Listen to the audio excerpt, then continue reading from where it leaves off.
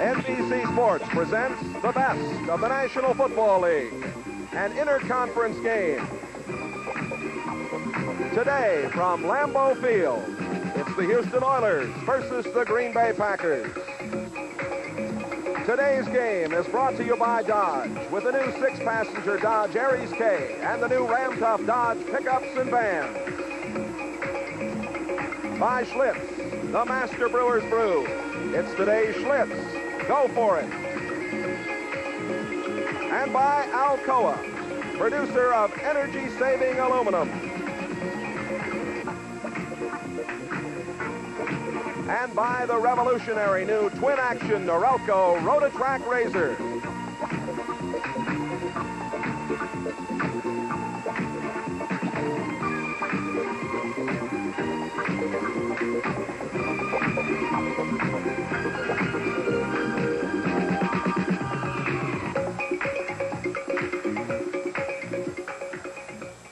Lambeau Field in Green Bay. Jay Randolph along with Dave Rowe. Good afternoon to you. 20 degrees the temperature.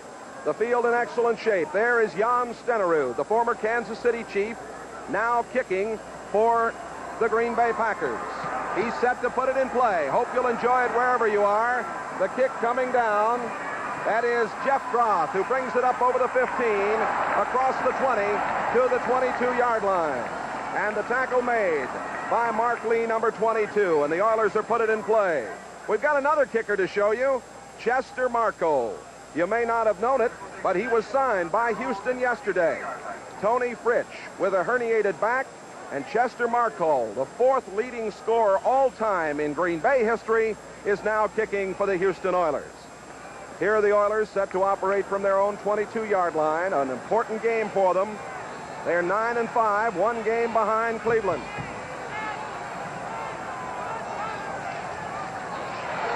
A handoff to Earl Campbell, and Campbell is to the 25-yard line. Ezra Johnson, number 90, brings him down. Let's take a look at this offense for the Houston Oilers this afternoon. Stabler with Campbell and Wilson in the backfield. The double tight end alignment with Barber and Casper, and the wide receiver Mike Renfro. And up front, the line is anchored by Carl Mock, playing in his 144th consecutive start. It'll be second down and about 7. The ball is just shy of the 20-yard line. Barreling through, it's Campbell again, up over the 30-yard line. Kurt Allerman, number 60, the left inside linebacker, making the play. Good block by Angelo Fields, number 77. Defensively, Butler Johnson and Ezra Johnson. In the 3-4, Gano, Allerman, Rudzinski today getting a starting shot for Ed O'Neill, Mike Douglas. Hood, McCoy, Luke, and Gray. It's going to be 3rd down and 1 as Earl Campbell starts today with 1,550 yards. He's carried the ball the first 2 times. And Campbell again, and a first down. Out to the 32-yard line. So it's been Campbell, Campbell, and Campbell, Dave Rowe. He certainly is their bread and butter player. They know where it's their bread is buttered, and they're going to go to Earl Campbell, one of the great backs, as we had talked about earlier. He is one of the great backs in professional football today. They're going to measure this. I thought sure he got it, but our referee, Jerry Markbright, has them bring the chains in. Didn't make it. Put the ball back at the 31.5-yard line. It is not a first down, and it is going to be 4th and inches, and Bum Phillips is going to say, let's go for it. Well, you got to admire this kind of situation in the early going. Bub knows he has to win this ball game. He certainly does. The pressure is on them to win. They have to continue to win if they wanted to go to the playoffs, and I wouldn't be surprised to see Earl Campbell carry it again.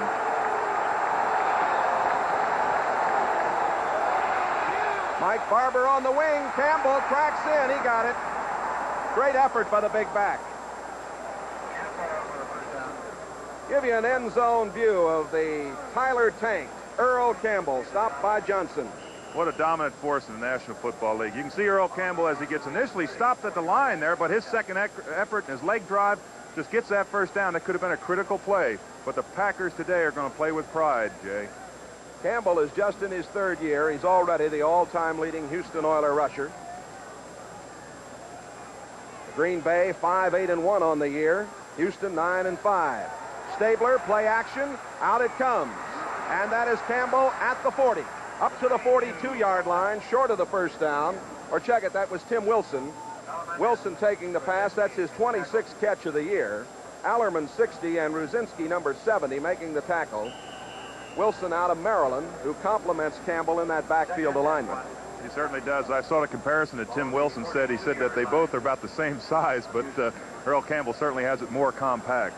The field here has heating coils under it, but right down the center of the fields, those coils do not operate, and it is a bit hard right in the center of the field and frozen. That's Campbell cracking out to the 45-yard line. Campbell to about the 45-yard line. Campbell, 10 touchdowns on the year. There you see the line down the center of this field, and you can see it is frozen, has a little bit of precipitation frozen on top of it. I believe that's where the coils turn and go back to the sideline, Jay. I was down there before the game, and they had a heater with a tarp over top of that trying to thaw that out, and they hoped that it would stay thawed out because of the action on the field during the game. There's Bart Starr, 46 years old, the head coach of the Packers. First down from the 45. Stabler back at the 35 is down right there by Jim Gano. Steve Luke, the strong safety, coming with a safety blitz also in there, and a sack for the Pack. As we watched Stabler set up, he certainly was under a lot of pressure, but the surprising thing was he was able to hold up with a man on his back like that. He came back up and was ready to pass the ball, but of course Steve Luke came and got him. But I'll tell you, that puts a lot of pressure on Kenny Stabler, and that's what the Packers have been criticized of, not getting that great pass rush, and especially last week when they played Chicago. The Packers rank 10th on defense. They are 10th against the rush, 12th against the pass. It's second down and 20. Stabler giving it off to Campbell, and Campbell out to the 44-yard line. Mike Douglas, the right outside linebacker, number 53, made the tackle. Good block by Tim Wilson. As Earl Campbell finishes this run on Mike Douglas does make the tackle, but I think it was more Earl Campbell tripping over Mike Douglas because he ran right up the front of him. Douglas wasn't really prepared to take the hit here as we watch Earl Campbell going downfield, and he just runs right over top of him. That is a dominant force. I'm glad I got out of football before he started to play. He is a great runner. Third down and 11 coming. Houston at their own 44-yard line. The Packers now have Mike Jolly, a rookie, 21, and Mark Lee, 22, and Wiley Turner, 20, in the secondary as they go to prevent defense. And the throw is out and complete to Ronnie Coleman coming out of the backfield. Coleman's 16th catch of the season, very close to a first down near the 45-yard line. Estes Hood, number 38, the left corner, made the tackle. Maybe close enough for a measurement. I used to always try to guess on these when I played, Jay, to see whether it was a fourth down. I'd always signal to our side, and I don't think I was ever wrong in 13 years because I made it after they brought the chains out. Well, they're not going to bring them out here. They're going to say it's third and inches, or fourth and inches, excuse me. And the ball is just shy of the 45-yard line. There is Bum Phillips, a native of Orange, Texas. Bum wrapped up in the cold here. Rich Castor, 88, is in as an extra tight end here, the Oiler alignment. He goes on the wing right. That is Campbell, first down and more to the 42-yard line. Campbell cracking over the right side. Rudzinski, 70, and Hood, 38, made the tackle. When I played with Kenny Stabler in Oakland Raiders, he came out and challenged the defense to stop him, and that's what he's doing today. Everyone knows how great Earl Campbell is. Everything has been said about him that can be said, and he's only in, his third or fourth year of his career. You know that Kenny Stabler is going to come out and use him and force the Packers to stop him, and that's what he's doing. He's challenging the defense right now. And the Oilers controlling the ball. We have 8 minutes and 30 seconds left to play in the first quarter. First down, penalty marker. Campbell over the 40 down to the 38-yard line. Ezra Johnson, number 90, the right end, making the tackle and the first penalty of the game. Our officials today, the referee is Jerry Markbright. And the indication is illegal procedure against Houston. Ed Biffick, Dale Hammer, Bama Glass, Tom Kelleher, Willie Spencer, and Bill Stanley working with referee Jerry Markbright. And the penalty to be stepped off puts it back at the 47. Let's listen. Illegal motion, number 77, offense, first down. The rookie, Angelo Fields from Michigan State, the man who committed the infraction. If the Houston Oilers are going to do well in the stretch towards the playoffs, Angelo Fields has got to play well. He's filling in for Leon Gray, the great all-pro who sits back in Houston, and he has got to play well, and he certainly did last week. On 1st and 15, Stabler throws and incomplete at the 35-yard line. Excellent coverage by the linebacker, Rudzinski. Rudzinski covering on the play. Rudzinski wearing number 70 here kind of really surprised me. I never saw a linebacker wearing number 70 back there, but you can see Stabler's got a lot of time, and Rudzinski makes an excellent play coming across and knocking the ball out. The ball was a little bit behind him. A pass intended for Mike Barber. We have an injured player on the field. No score here in Green Bay. Here at Lambeau Field, a scoreless first period. The Packers on defense all the way, and Houston has controlled things pretty well. Jay Randolph with Dave Rowe. I think we're going to have a good football game here today. I look forward to a great football game. Everyone knows that the Oilers are a great dominant team, and certainly the Packers are playing with pride today because they've been embarrassed last week. Well, we'll look forward to watching this action now as the Oilers take it down on the field. They have 2nd down and 15 coming up as we go back to the action.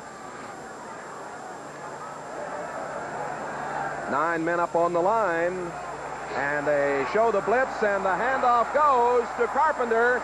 Carpenter going to the 20, at the 10, the 5, and he is out of bounds at the 1. And what a great call by Stabler as Green Bay showed the blitz. And I think he probably audibled at the line of scrimmage and handed it off. He most certainly did, as he had his snap count a little bit long. Kenny Stabler, the old veteran, the snake, saw the blitz early, audibled, and boy, he was off and running.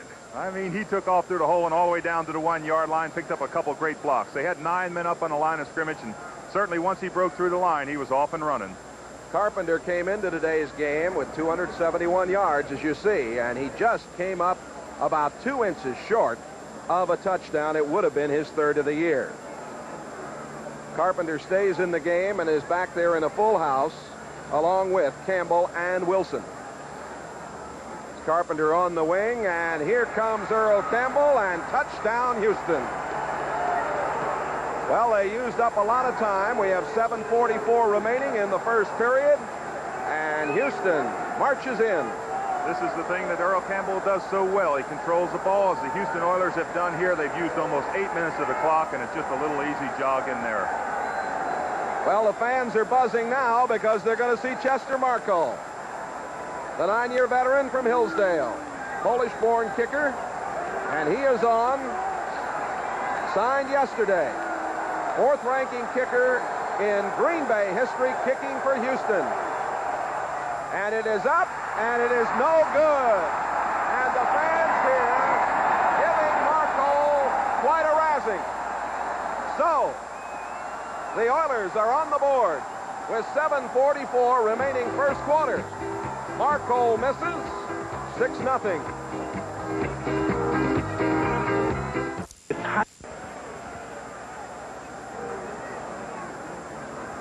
There's the reaction to the mix extra point by Chester Marco, and the reaction here by the fans was one of happiness, I guess you might say. That's got to hurt because he's come back and he's got a chance to play for another good football team, and that hurts.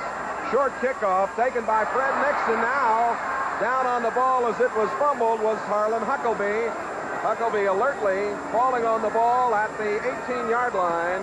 Carter Hartwig down there for the Oilers. And Green Bay will take it offensively for the first time this afternoon. There's the Houston Oilers scoring drive, and they ate up a lot of clock. 7:16. Green Bay will start with quarterback Lynn Dickey. Ellis and Ivory are there with him. Lofton, He has the best reception yardage average of anybody in the league, Cassidy and Kaufman. First down from the 18-yard line. That's Cassidy going in motion. Play action fake. Swing it out to Ellis. And Ellis run out of bounds at about the 15-yard line. A loss on the play. Greg Bingham and Robert Brazil over there to make the play. There's the offensive line for the Packers. Stokes, Goforth, McCarron, Harris, along with Cook.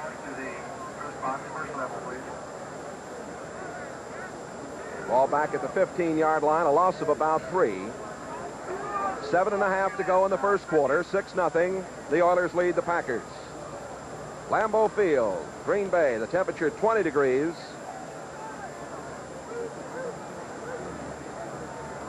Dickey handing it off to Ivory, and Ivory gets near the 19-yard line. Ted Washington, the left outside linebacker, 59, making the play. The Oilers on defense. Doris, Kennard, and Bethea. Washington, Hunt, Bingham, and Brazil, the linebackers. A good core there. Wilson, Stemrick, Perry, and Reinfeldt in the secondary. Houston ranks second on defense in the AFC, 6th against the rush, 2nd against the pass. 3rd down and 9. 3 wide receivers in for the Packers, Lofton, Cassidy, and Nixon. And the Oilers in a prevent defense. Dickey throwing downfield and incomplete. I think he just threw that away, Dave. Excellent coverage. Excellent coverage there. So it's punting time. And David Beverly, the free agent from Auburn, will come on. He is punting at a 38.6 average on the year. Joe, you mentioned that the secondary, the linebackers of Houston are really excellent, but boy, the secondary of Houston is right along with them. They have an excellent secondary, as was proved the other day when they played Pittsburgh for their division lead. Downfield, Carl Roaches, the little guy, ready to bring it back.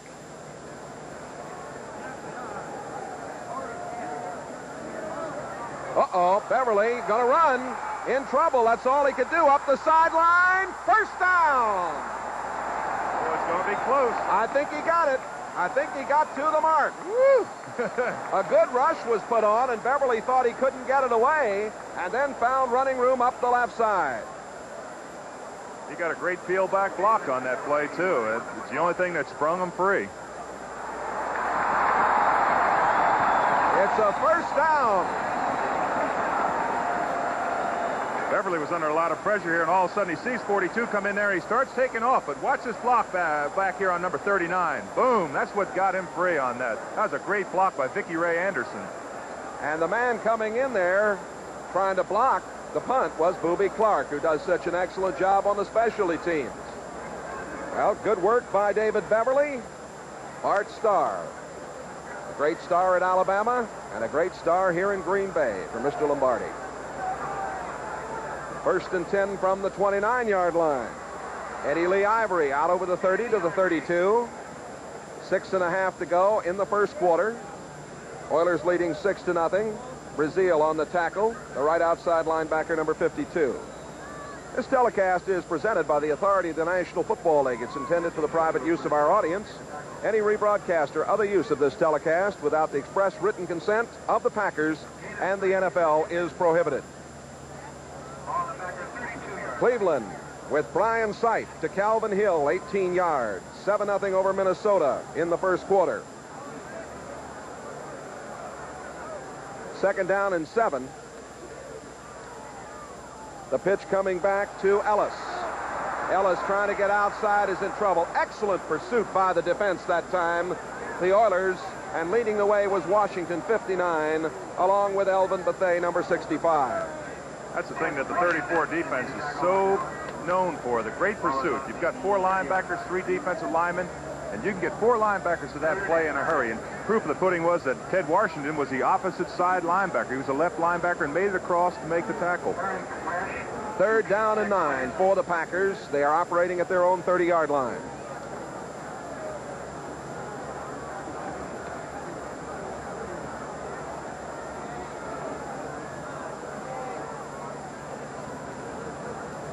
Lynn Dickey throwing and completing, and another first down at the 40-yard line. Gary Ellis making a nice catch and turning it up for the first down. Greg Bingham, 54, the linebacker, in pursuit. Gary Ellis swings out of the backfield here. He's one-on-one with a linebacker, and he makes an excellent catch on a down-and-out, real quick player out here. Turns upfield, he makes the first down, and perhaps the Packers are on the road to get something going offensively. Excluding last week, Jay, they have been an excellent football team. New England, Vegas Ferguson, a 9-yard touchdown run, leading in the first period over Buffalo. Bradshaw to Swan, a 9-yard touchdown pass. Pittsburgh up in over Kansas City in the early going. That's Ivory moving it out to the 43-yard line where Andy Doris, number 69, stalled him. Ivory starts the day with 761 yards and a 4.1 average. He was a #1 draft choice from Georgia Tech. Knee injury sidelined him last year.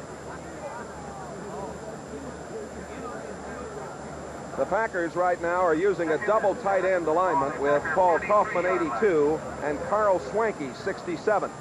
And it's 2nd down and 7. That's Ellis. Ellis to the 47-yard line, short of the first down. Elvin Bethea, number 65, on the tackle. Bethea, I suppose, the most mispronounced name in all of the National Football League. They're calling him Bethea here on the PA system. Elvin doesn't mind as long as they write his name on the paycheck. That's right, as long as they write the right figures. We've got 3 minutes and 50 seconds to go in the first quarter. The Oilers are leading 6-0 as their new place kicker, Chester Marcole. The former Packer missed the extra point after Campbell had scored from 1 yard out. The Oilers in a prevent defense, 3rd down and 3, and Dickey to throw. Dickey, downfield, he's got a man, there he is, that's James Lofton. A beautiful throw from Dickey, right on target. First down at the 26-yard line. The catch made behind the safety man, Mike Reinfeld. As Dickey sets up here, the throw is, as you say, Jay, an excellent throw. He lays the ball up over top of Mike Reinfeldt, number 37 here, right into his hands. It was just a perfect throw right there. As we see, it was overthrown. 27-yard play. A lot of pressure was put on by Kennard, and a big hit there. 27-yard play. Of course, you know, Lynn Dickey's got a little extra added emotion here because he was at one time a Houston Oiler. Exactly. And he's become a very talented quarterback here in Green Bay under the tutelage of Bart Starr. Play action fake. First down, he goes to the other side. It's complete. Down to the 16-yard line, Eddie Lee Ivory. Just short of a first down, and the Packs coming right back. Lynn Dickey had one of the most serious injuries I've ever seen in football, a dislocated hip. And he certainly has come back from that. He's a dedicated athlete, and he just really wants to do well. And, of course, being a Houston Oiler, he wants to do well against his former teammates. There's a lot of pride, as we have alluded to many, many times, Jay, in this game. It is a first down. The ball is spotted at the 16-yard line. Just did get the first down before he stepped out of bounds. The Oilers, as we all know, are a very, very slow starting team, both offensively and defensively. So I look for them to really turn it on. Pitch back comes to Ellis, and Ellis goes down. A loss of about 2 on the play. Vernon Perry coming up from strong safety, number 32. As he takes the pitch here, he has just absolutely nowhere to go. Vernon Perry comes up there, makes an excellent tackle in the backfield. They never cut down the pursuit coming up from the inside. The safety was able to come up on the safety force, and no one was out there to block. There was just nowhere for him to go. Cassidy, number 88, is back in at wide receiver for Green Bay. It's going to be 2nd down and 12. We have 2:45 to play in the first quarter. The Oilers are leading 6-0. The Packers operating at the 18-yard line of Houston. Dickey to throw. Going to the far sideline. Intercepted on the far sideline. Coming away with it, Vernon Perry. Perry's 4th interception of the season. Boy, he made a nice play as he came in front of the tight end, Paul Kaufman, and took it off. Vernon Perry's played so well for the Houston Oilers. Everyone knows about what he did last year. I think Lynn Dickey just went to the out pattern a little bit too often, and Vernon Perry just stepped in front, and of course it's a big turnover for the Houston Oilers. And the Oilers will have the football when we come back. Thank you, Brian Gumbel, and a tough break for the Bills. Joe Ferguson having a sensational year. Oilers leading at 6-0. First down at their own 13-yard line. Stabler 2 out of 3 for 18 yards, throwing on first down out to Wilson. Wilson cuts it up to the 20. Hit there by Steve Luke, number 46, the strong safety. We have 2 minutes and 17 seconds remaining to be played in this first quarter. The Oilers 9-5, 1 game behind the Cleveland Browns. We'll be keeping you up to date on that Cleveland-Minnesota score.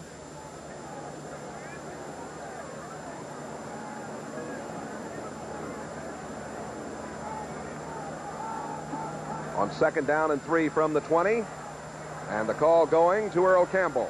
And Campbell is very close. I think he's got the first down. We'll wait to see where they put it down, but it was Johnny Gray, the free safety, number 24, who made the tackle. And it is a first down with 1.5 minutes to play in this first half. Next Saturday, start your day with NFL 80 and Bryant Gumbel. He'll bring you all the activities and the inside news of the final weekend of the regular season. There's a special feature on the sounds of football, and then the unique treatment of that game between New York and Miami. That's right. There are not going to be any announcers. And then college basketball as the Indiana Hoosiers meet the North Carolina Tar Heels. That's all next Saturday. Stabler loses the football. It was Mike Douglas coming in to undercut him, and they unpile, and did he get it back? He did. Oh, boy. An anxious moment for the Oilers. This is what the Packers have been criticized for, their lack of pass rush, and they certainly come on them here. As we see the rush there, just knocking the ball out of Stabler's hand. Number 53, Mike Douglas. Fortunately, as we watch Stabler again, he knocks the ball out of his hand with his right hand as he comes around, and of course Stabler is alert enough to fall right back down on it. But I think it was Earl Campbell. It was Earl Campbell. That other view shows us that Campbell did get on the football. Oh, the loss is back to the 14-yard line, and it's second down and 20.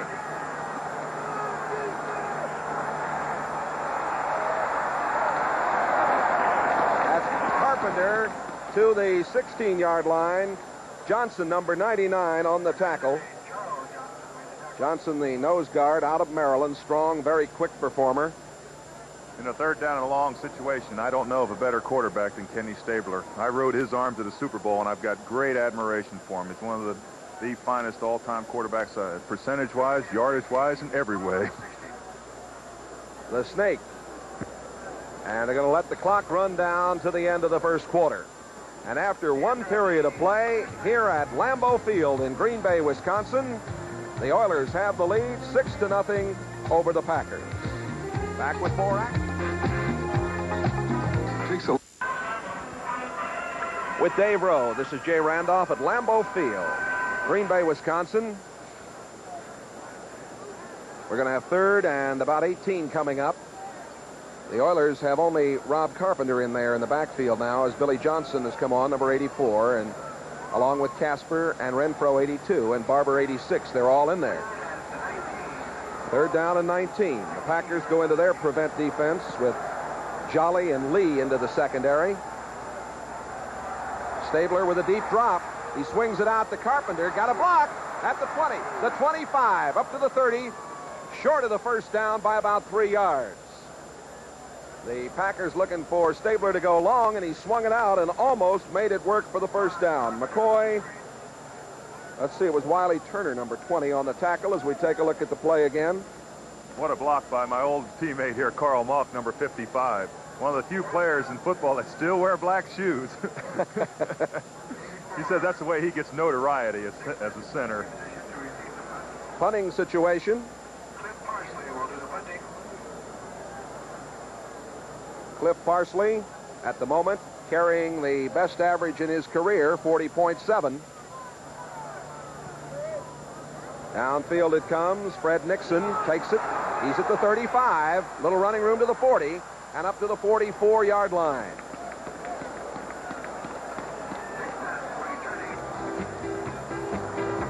Early in the second period, it's 6-0. The Oilers lead the Packers.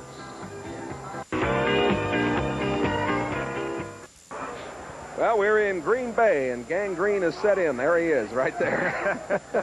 He certainly is green with envy today. 40-yard punt, 14-yard return by Nixon. Thompson on the tackle. Green Bay football, their own 44. Dickey 4 out of 5, 44 yards in the passing department. And the handoff going to Ellis. Ellis got about a yard and a half before Robert Brazil, number 52, and Greg Stemrick, number 27, brought him down. The Packers on offense this season rank 7th in the NFC. They are 10th in rushing, 5th in passing. They fumbled the ball 30 times, lost it 9. The Oilers have fumbled 30, but lost 18. Besides the last 2 games, Jay, the Packers have averaged almost 400 yards a game offense, which is really a credit to their offense. Yeah, up until that real beating they took last week, they played rather well. Here's a throw complete for a first down, and away goes Hoffman for more. He gets to the 37-yard line. Darrell Hunt, number 50, the linebacker, finally brought him down, but Dickey throwing the football very well in the early going here today. Dickey rolls weak side here as he sets up, and he throws a stinger in here. When he was with Houston, he had a great record of throwing an awful hard ball. And he really stung it in there. Paul Kaufman came down with a catch and almost broke it away for a long, long gainer. It was a 17-yard pickup and a first down.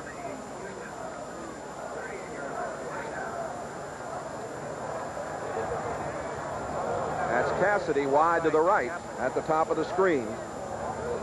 First down at the 38.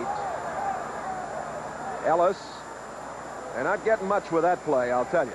The minute Ellis doesn't hit the point of attack, the hole where it's designed to go, and has to break it outside, the Houston Oilers have such great pursuit to the ball that he never gets a chance to turn around the corner. Brazil and Bingham on the tackle. Gary Ellis, as he takes the ball here, it's an off-tackle play around a 6 or 7 hole play, and all of a sudden he just decides to cut it out, and you can see the pursuit there. There's 52, Robert Brazil, and Greg Stemrick is up there, and they've got several of them. Be second down and about 12. We have 12 minutes left to play in the first half. If you're just joining us, Campbell scored from 1 yard out. Mark Cole, who's now kicking for Houston, taking over for Tony Fritsch, who has the herniated disc, missed the extra point. This time they call on Eddie Lee Ivory. And Ivory doesn't get much, and the fans don't like the play selection. As is evidenced by Gary Ellis having only 5 rushes for 1 yard. They are stopping the ball at the point of attack, and the Packers are not controlling the line of scrimmage. The Houston Oilers are controlling it, therefore they're stopping the rushing game. Right now, a player shaken up on the field. We have 11 and a half to play in the first half. And we take a timeout with the Oilers leading at 6-0 here at Lambeau Field in Green Bay, Wisconsin. Greg Evigan, Doug Henning, and Peggy Flett. A look at some of the crowd here. Leotis Harris, the right guard, number 69, was the player shaken up for the Packers. He's been replaced by Sid Kitson, the rookie, number 64. Third down and 12. Fred Nixon, James Lofton, and Ron Cassidy, 3 wide receivers now. Penalty marker goes down, and a free throw right here, and incomplete at the 20-yard line. Pass intended for Lofton. Pretty good coverage by Vernon Perry. Well, that's the age-old problem with a defensive lineman when you go on sound and don't go on the ball. Every football coach that teaches defensive line teaches you to go on the ball, don't go on sound or voice inflection. And it is offsides against Houston. And it'll be marked off by referee Jerry Markbright. And we'll get the word as to who it was. Offside, number 75, defense, third down. Jesse Baker. Let's bring you up to date on a couple of scores very quickly. New England still leading in the second quarter, 7-0 over Buffalo. Vegas Ferguson scoring in that one. 7-0 Cleveland over Minnesota second quarter. And in the New Orleans Jets, or the Pittsburgh, 7-0 over Kansas City. No score for St. Louis and Philadelphia in the second quarter. 3rd and 7 coming up. Dickey has time and throws low. His intended receiver was Ellis, who was double-teamed out here. Vernon Perry, the primary coverage. Atlanta leading San Francisco 7-0. They're in the second quarter of play. in the must game, it had to be played. New Orleans and the Jets 7-7. They're in the second quarter. Here it is 6-0 the Oilers. And David Beverly is going to do the punting. Think he'll run again with well, it, I don't Jay? know. He might. He's only at the 30-yard line. He's just going to punch it. He's trying to punch it to the near sideline. And it is down beautifully at the 3-yard line. Downfield for the Packers to make that play. And what a job he did. Wiley Turner, number 20. A 31-yard punt. And Turner caught the punt right at the 3-yard line. Good action here. 6-0 Houston. Dave Rowe, this was an outstanding play by the Packers a moment ago. It certainly was. David Beverly pops the ball up in the air, just trying to punch it down inside the 20. Wiley Turner, number 20, catches the ball. If the receiving team had come up to catch that ball, it could have been a penalty, though. It was an interesting play. The ball at the 3-yard line. Houston leading it 6-0. Casper, Barber, and Castor are all in the lineup. Banging out over the 5 to the 7-yard line, Earl Campbell. Charles Johnson, number 99, the nose man on the tackle. As the Green Bay Packers huddle up here, their sole thought is to keep the Houston Oilers down inside this 10-yard line, 15-yard line, so they can get field position to get back down. They have driven the ball today. Emotions play a big part, as we well know, and the Houston Oilers have come off what an emotional victory last week, and hopefully they'll be able to, their fans are hoping that they can come off that and not play against a team that doesn't have a very good record, not play poorly. Rob Carpenter, 26, and Earl Campbell, 34, in the game now. That's Castor going out left, and the throw is complete to him for a first down. Out at the 16-yard line, Rich Castor, his 23rd catch of the season. Mike McCoy on the coverage, number 29. You know, Dave, you talk about that emotional win, that 6-0 victory. Tony Fritsch with the 2 field goals. Fritsch not here, the herniated disc. That was a big win. Of course, they've had a few extra days. Sometimes that can be good, sometimes it's not, depending on the mood of your team. It certainly can. I think that's why that they came out and went for that right away. That first down on the 4th down, because Bum Phillips wants to get them back in the tone of the game. It's so important to play week to week. Now it is Wilson and Campbell in the backfield, and Campbell getting the call, and about 3. Near the 20-yard line, Charles Johnson wrapped him up again, number 99. Some of the Oilers over around a space heater that they've got over there. Where emotions really play an important part, Jay, is during the week of preparation. Not so much during the game, because once the gun goes off, those players are playing for keeps. They're professionals. But in their week of preparation, sometimes that's where your emotional feelings really play an important part. And you mentioned Bum Phillips has had some problems of getting his club going in that first period, in the first half early. A lot of time. Stabler, incomplete. The pass to Billy Whiteshoes. Johnson and Johnny Gray, the safety man, came in there and just cracked the ball out of there. He came in and stuck him. Woo! Johnny Gray, number 24, really played this ball well.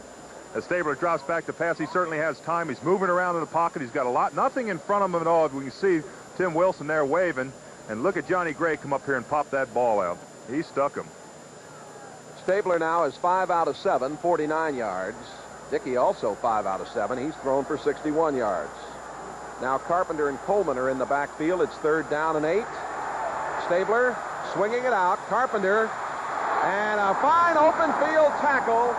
An excellent play by Paul Rudzinski. Rudzinski, who is playing at a linebacker spot for the injured Ed O'Neill, made a dandy play. I said earlier that I hadn't seen a linebacker with number 70, but I remember back now that Sam Huff, the great linebacker, was number 70 also. Rudzinski breaks down and really has total control of his movement there and forces Carpenter to make his move and just reacts to it. It was an excellent play. Sam Huff, West Virginia University. How could I forget him? Probably the reason I forgot him, Jay, was that they've changed the number system now since Sam and I played. That's right. Parsley punting. Fred Nixon at midfield. Nixon, penalty marker goes down, and Nixon goes down at the 45-yard line. give him forward progress to about the 44. We have 8.5 minutes to play. We're in the first half. The only scoring for the Oilers, 1 yard away. It was Campbell going in. That was a 35-yard punt, a 6-yard return, and our referee, Jerry Markbright, discussing the penalty at the moment.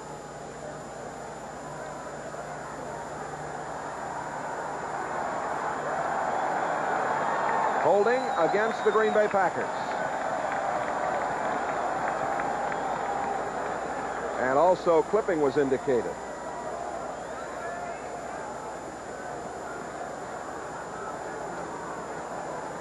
Referee Markbright and his crew discussing it. The Oilers 9-5. 1 game back of the Cleveland Browns, who had quite a season. We'll get an explanation of this call here in just a moment.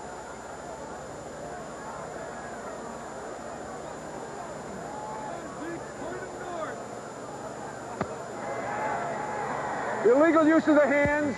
Number 78. With the parents. Declined. Personal foul. Clipping. Number 38 on the run back. Accepted. Timeout. They took the clipping call against Estes Hood.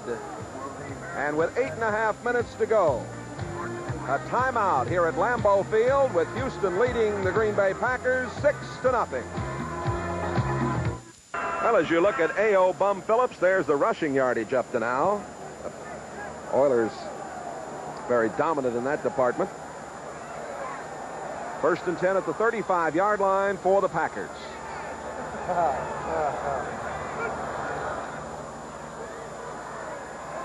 The throw to the far sideline. All alone was James Lofton. Somebody went to sleep on the corner. Was it Lofton? No, it was Cassidy, excuse me, and not Lofton. J.C. Wilson, the cornerback over there, beaten on the play. Dickey, as he dropped back, really made a tremendous fake to his left, and it drew the defense that direction. And all of a sudden, he saw that he was covered and had to come back to his right side. You can see that he pulls the ball back down here, and all of a sudden has to throw out, and James Lofton, of course, a great gifted receiver that he is. That was Cassidy. I said Lofton, too. That was Ron Cassidy, right. Cassidy making the catch for the first down at the 46-yard line. Another play action fake. Look out. And they're going to mark it back at the 32-yard line. The in the grasp call will come into play, and rightfully so. Ted Washington making the play for Houston. Well, what a thrill for number 71, Kenny Kennard, to intercept the pass. It will not count.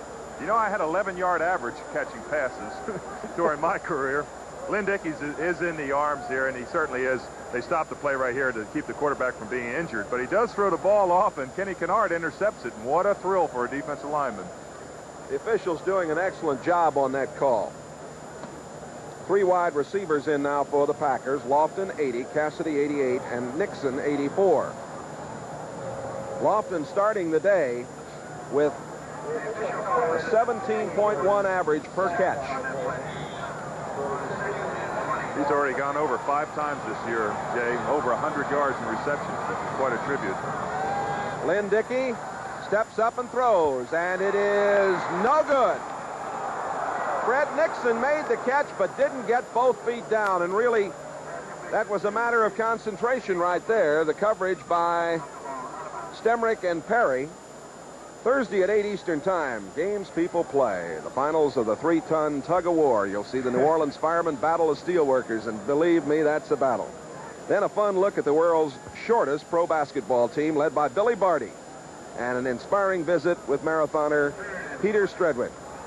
That and much, much more Thursday evening on Games People Play, right here on NBC. 3rd and 20 for the Pack. Out it comes to Ivory. Ivory up over the 40, dumped hard. And Brazil and Perry made the play as he got to the 44-yard line, short of a first down. That play really looked like it was going to go a long way, as Lynn Dickey had a lot of pressure in the middle. He lofts the ball out here. Eddie Lee Ivory's got a lot of men out in front, but Vernon Perry really came filling right through and made a great play on the play right there. Made a tackle and saved them perhaps a first down. David Beverly on to punt. Roaches is set downfield.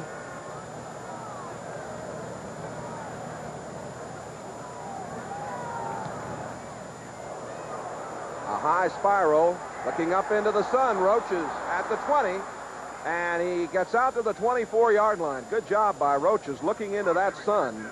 And no fair catch with a man running right down his throat. You have to have a lot of admiration for someone like that. Tackle was made by Nixon. 6:46 left to play. We're in the first half. Houston leads Green Bay. 37-yard punt a moment ago. David Carter, number 58, is now at left guard, replacing Bob Young for the Oilers. Stabler 6 out of 8, 46 yards. Going to throw here on first down. And it is complete. The catch made by Dave Casper. Quite a combination. Stabler and Casper. First down at the 48-yard line. Mike Douglas, the linebacker, number 53, on the tackle. Don't you know, all of Houston is excited to see that combination back together. They were so successful with the Oakland Raiders, and Stabler knows right where to go when he's going to Casper. Casper caught 5 big passes for 68 yards in the victory over Pittsburgh. 6:10 left to go in the first half of play. 6-0 Oilers. That's Campbell getting outside and down to the 45-yard line. Stop made by Casey Merrill, number 78, who's now up front for the Packers at end.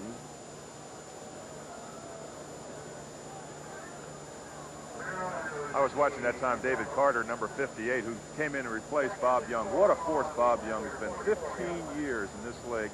I remember lining up across from him and looking at him. What a physical specimen. And quite a guy. Quite a guy. Yes, he is. He's a real tribute to football. Stabler 7 out of 9 for 71 yards. 2nd down and 4 at the 44. Campbell charging for the first down at the 40-yard line. Tackle made for the Packers by Kurt Ollerman. Ollerman, the former St. Louis Cardinal, a free agent who's played very well, number 60. An awful lot of injuries, the Green Bay Packers. And another injury right here. It looks like the cornerback, Estes Hood, number 38, is down, holding his knee. We have 5:11 remaining to be played in the first half. The Oilers leading 6-0. A 1-yard run by Earl Campbell. The extra point missed by Chester Marcol, the former Green Bay Packer, who was signed yesterday to replace Tony Fritsch. Next Sunday, it's the final week of the NFL season. NBC Sports will carry you all the way, of course, to the Super Bowl. You'll want to join Bryant Gumbel for the latest news around the league, including a preview of the playoffs. That's on NFL 80 next Sunday. Then regional action. The Browns take on the Bengals, plus other regional games. Check your local listings. The final weekend of the regular season next Sunday on NBC. Campbell now has 49 yards on 13 carries. He started the day with 1,550, a 5-yard rushing average. Estes Hood injured on this last play. I think maybe we can see how it happens. He's undercut in under there. Hood comes off. I would have to say, Dave, getting back to Campbell, as we see Hood coming off, that the greatest back I've ever seen play for a man who had longevity and could go and go and go was Jimmy Brown. I agree with you. But Campbell might be better before it's all over. Well, I certainly think he's in the class. Oh, no question. Boy. Out it comes to Wilson, and Wilson is down over the 35. Fumble! Green Bay recovered. Wilson took a shot as he got across the 35-yard line and in under the pack. Let's see who comes out of there. They're still fighting for the ball. I think it was Johnny Gray in under there.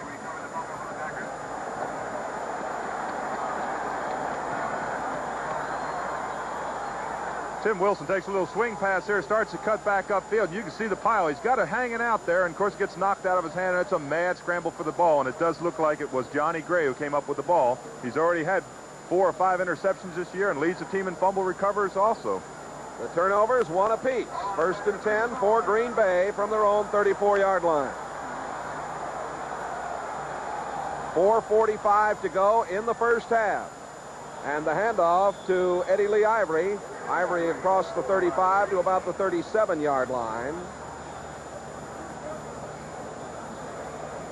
Let's pause now briefly for station identification. This is the NBC television network. KPRC-TV, Channel 2, Houston.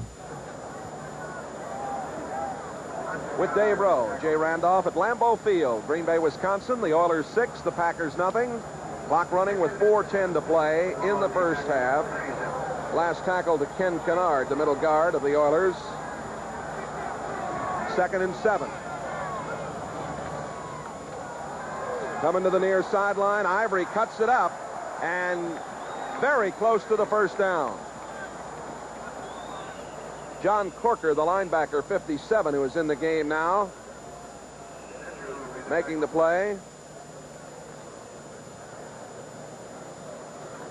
Goforth that time did a nice job of blocking on the play. That's the first time, Jay, that they've been able to turn the corner and pick up 4 or 5 yards, as the Houston Oilers certainly have shut off the running game. Here's the measurement, and it's a first down for Green Bay.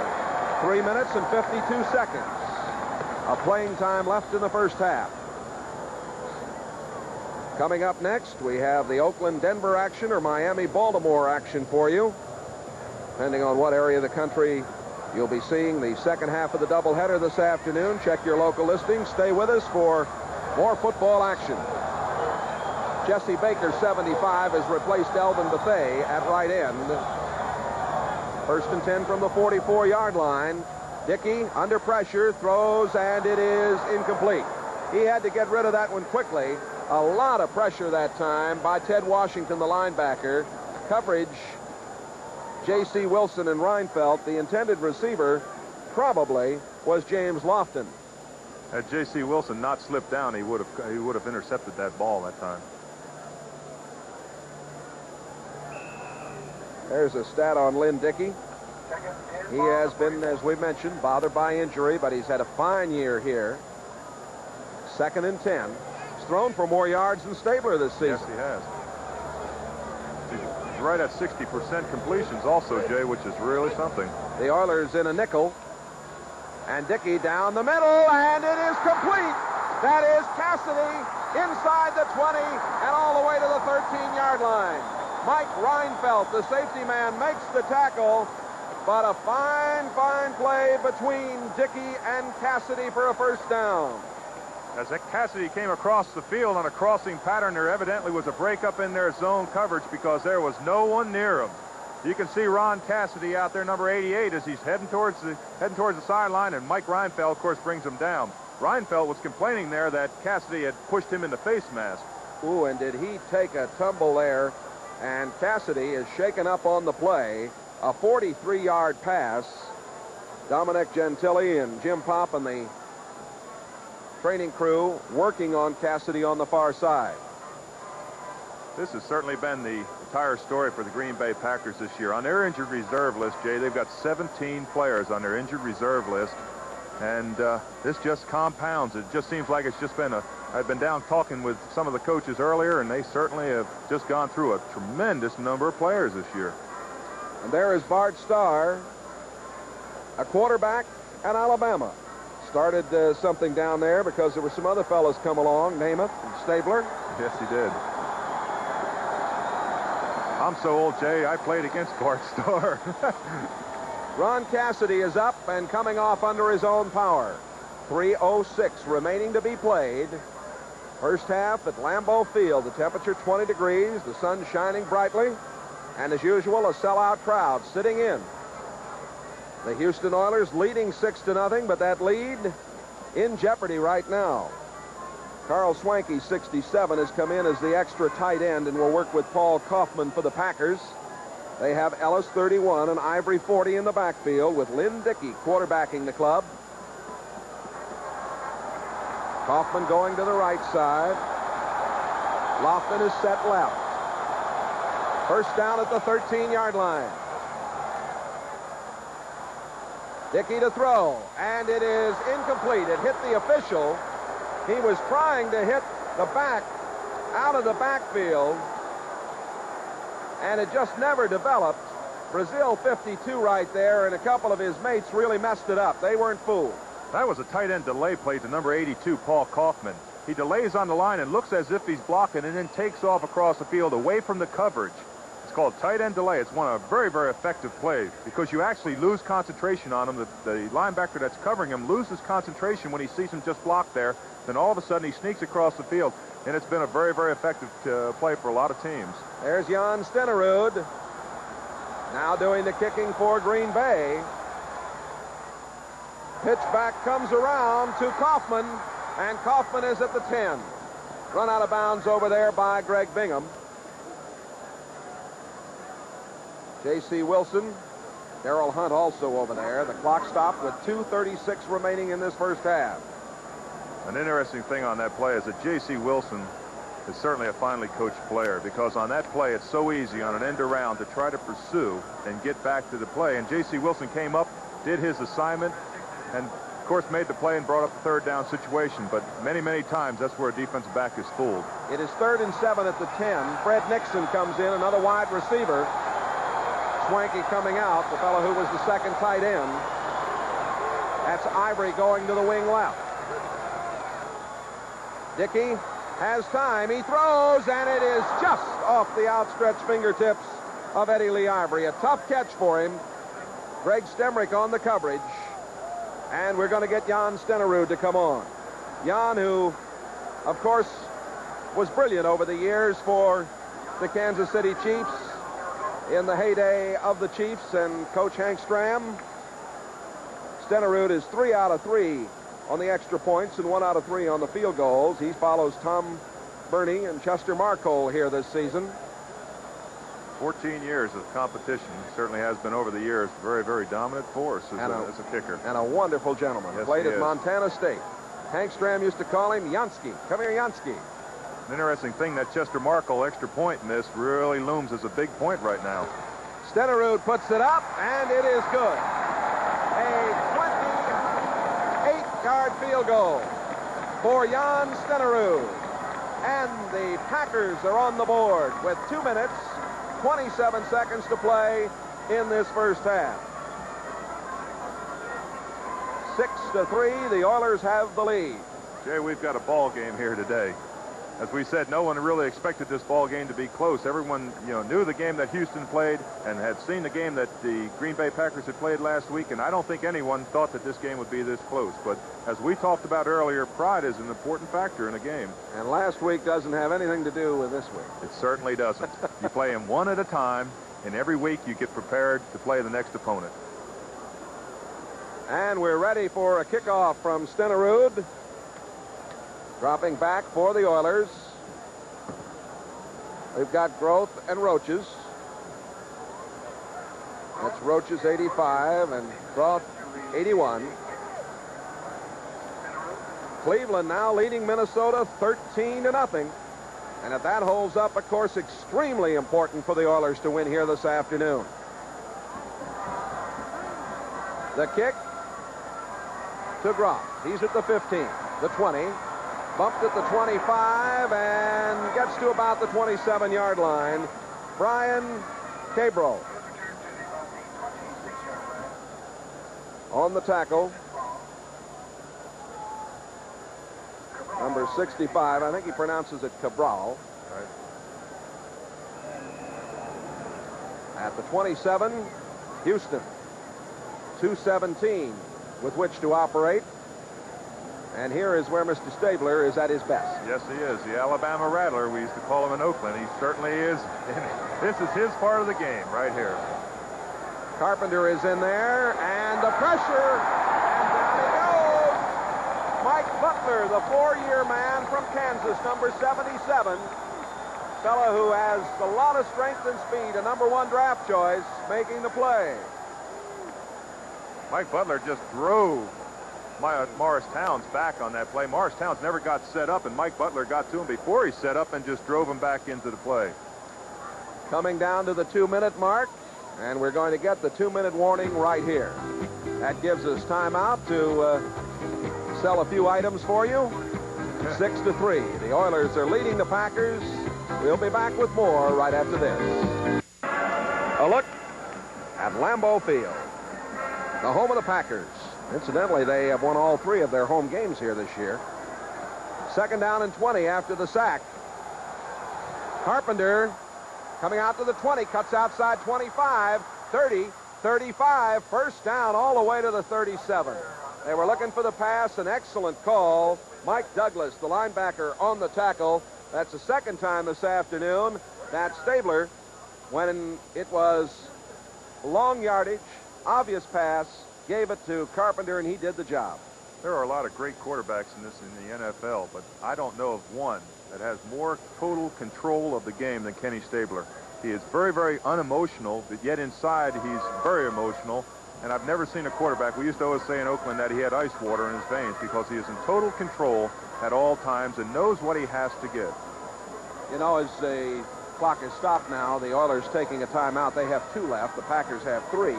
Let's go back to that Cleveland-Minnesota game for just a second. 13-0 as Don Cockcroft missed an extra point. That doesn't happen very often, but Brian Sipe has thrown to Calvin Hill for 18 yards, and Sipe has scored from 2 yards out, and they have about a minute left in the first half with Cleveland leading 13-0.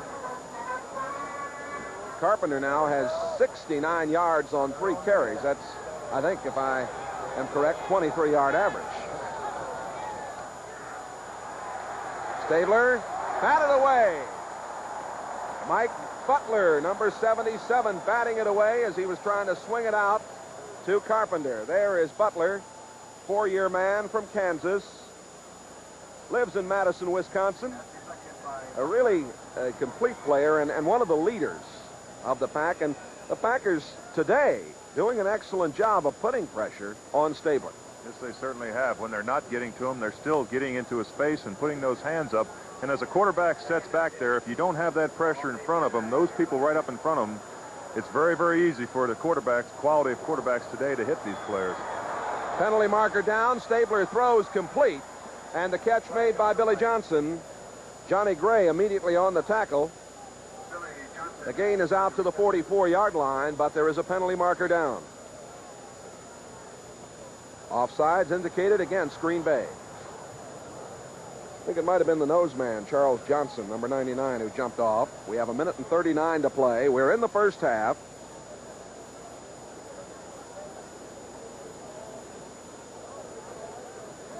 Nose man Charles Johnson. Yep. Charles Johnson here, number 99, jumps. But if you've ever heard Kenny Stabler call those... Number 99, defense, second down.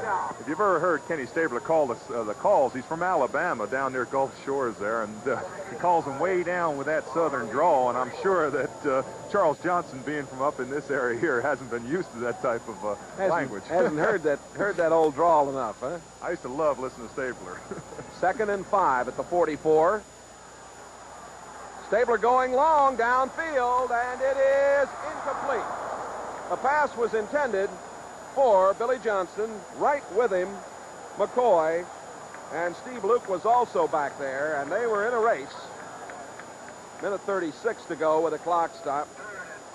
84 at Billy Johnson's, everyone knows, is known as White Shoes, of course, but he has really come back from several injuries that could have ended the career of any wide receiver. He's in his second comeback, you might say. Yes, he is. And of course, he's getting run step for step there with Mike McCoy. Ball was a little underthrown. 1:36 to go in the first half. The Oilers are leading at 6-3.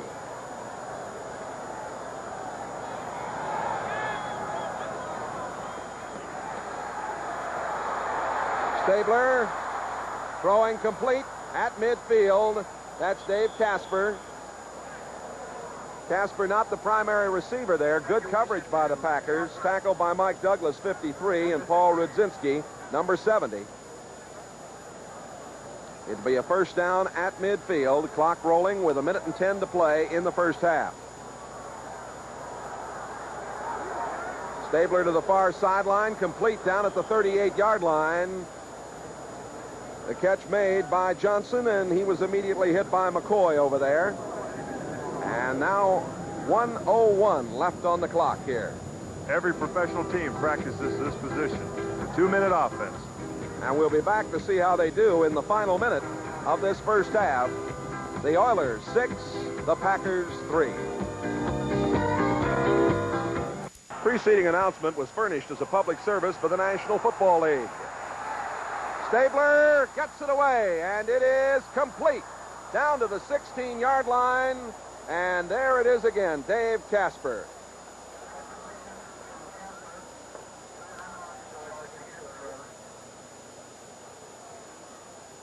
As we watch Stabler here, you can see what's Kenny Stabler, how he reacts to pressure right here.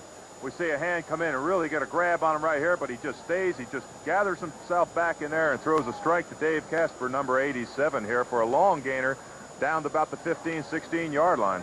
Good pressure put on by Mike Butler.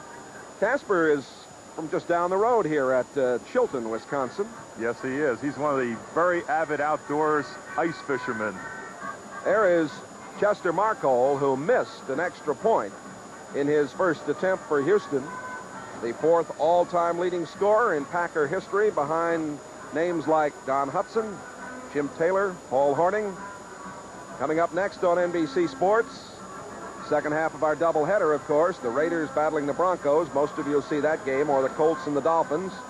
Check your local listings. Stay with us. And, of course, coming up, too, NFL 80 at halftime, as we'll bring you up to date on all of the action around the National Football League. The Oilers 6-3 over the Packers. Dave, you were telling me that Casper comes back here to do a little ice fishing in the wintertime, huh? Yes, he does. He's a very, very avid outdoorsman, and he always used to come back to Oakland and tell us how many big ones he caught, the old fish and tail story, but he does come back here quite a lot. Two wide receivers set to the left side. First and 10 at the 16. The Oilers are out of timeouts now. Casper going in motion, and the handoff to Rob Carpenter, the single setback. Clock running with 40 seconds left. Kurt Allerman, number 60, and Charles Johnson, 99, making the tackle. Casper to the far side, throwing it away, stopping the clock with 29 seconds remaining. The fans think that, of course, maybe he should be called for illegal grounding, but he made a throw over there, and Johnson was in the area. That's what you do. You stop the clock. You think we'll see Chester Markole? We see that play so often, and so many people feel that the official should call grounding on that play, but that's allowed. John Madden used to always say that you used to have to drop back, and he used to just want to throw it in the ground because it would actually save 1 or 2 seconds, because the ball travels 25, 30 yards to get out of bounds.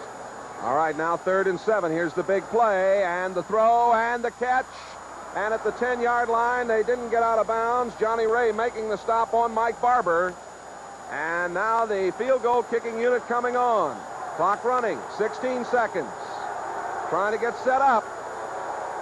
Down to 10 seconds. Markole will attempt from the 17. 5 seconds, 4 seconds. The kick is up. It is good. With 1 second left on the clock, Chester Markole scores his first points for the Houston Oilers. And what a pressure situation that was. The clock was running down. They didn't have any time to stop the clock. He had to run right on the field. No preparation, no walk through the practice to kick. So it certainly put a lot of pressure on him. The snap came with about 4 seconds. He got it away with 1 second remaining. Looked like a Chinese fire drill out there, didn't it?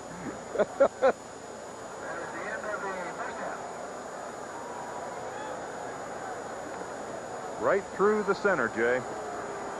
And we come to halftime here at Lambeau Field, Green Bay, Wisconsin, as Chester Markole has booted it through. The end of the first half here in Green Bay. The score, the Oilers 9, the Packers 3.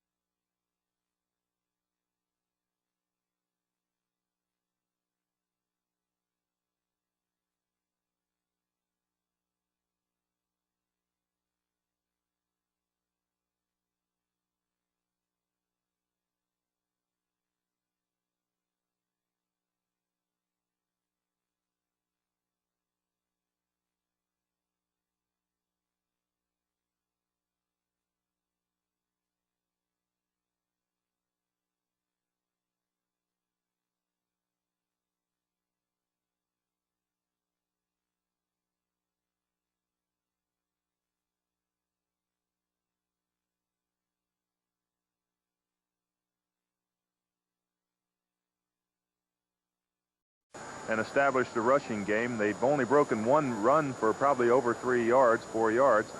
But they do have a little bit in the passing edge. But there's been a lot of domination by the Houston Oilers, and twice they had turnovers down in, or once they had a turnover, a serious one, down in the deep in territory. A combination of a Cleveland victory and a Houston defeat would clinch the division title for the Browns today. The Browns would win on the basis of a better overall record. Now, if Cleveland defeats Cincinnati on the final weekend, it would win the division title regardless of how it fares against Minnesota. Cleveland would capture the title on the basis of better conference record than Houston, 8-4 to 7-5. There is that Cleveland score at halftime. Cleveland can clinch at least a wild card if the Browns defeat Minnesota today. Only 4 teams could possibly finish with a record as good or better than Cleveland. And, of course, Pittsburgh cannot repeat as the division champion. They do have a slim chance as a wild card. Houston has a very excellent chance as a wild card. And we're getting set to go to Chester Marcol. And there are the standings right now in the Central Division of the American Football Conference. Marcol will kick to Fred Nixon to get the third quarter underway. 9-3, Houston. Nixon backing up, takes it at the 7. Out to the 15, the 20, cuts out at the 25, and gets across the 30 to the 32-yard line. A nice return by Nixon. Thomas Henderson on the tackle, number 53 for the Houston Oilers. So the Packers will start with Lynn Dickey at quarterback. Had a very credible first half. 25-yard return that time by Nixon. Ellis and Ivory are in the backfield. Lofton and Cassidy, the wide receivers, with Kaufman, the tight end. McCarron, Goforth, Harris, Cook, and Stokes up front. First down from the 32-yard line. Cassidy coming in motion. And the pitch back to Eddie Lee Ivory. Over the 35, over the 40. Close to a first down at the 41-yard line. Robert Brazil making the tackle. Brazil, number 52. Nice move for 9 over the right side. Evidently, Bart Starr feels the same way that we do, Jay. He's got to come out and establish the running game if he wants the passing game to work. They came out, and that's the longest run from scrimmage that they've had today. Second and 1, ball on the 41. Second down and 1. Getting the call is Ellis. And I don't know if he got it or not. He had a little problem. Had to cut it outside. Ken Kennard, the middle guard, number 71, on the tackle, along with 33, J.C. Wilson. And we may have a measurement here. The Oilers, with Doris, Bethea. The backers are Washington, Brazil, Bingham, and Hunt. Wilson, Perry, Reinfeldt, and Stemrick in the secondary. Kennard playing the middle guard spot. Here's the measurement. First down for the Green Bay Packers.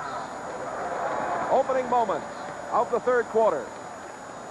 Oilers 9, Packers 3. This is the third meeting ever between these teams. The Packers won 23-10 in the Astrodome back in '72. The Oilers won here in Green Bay 16-10 in '77.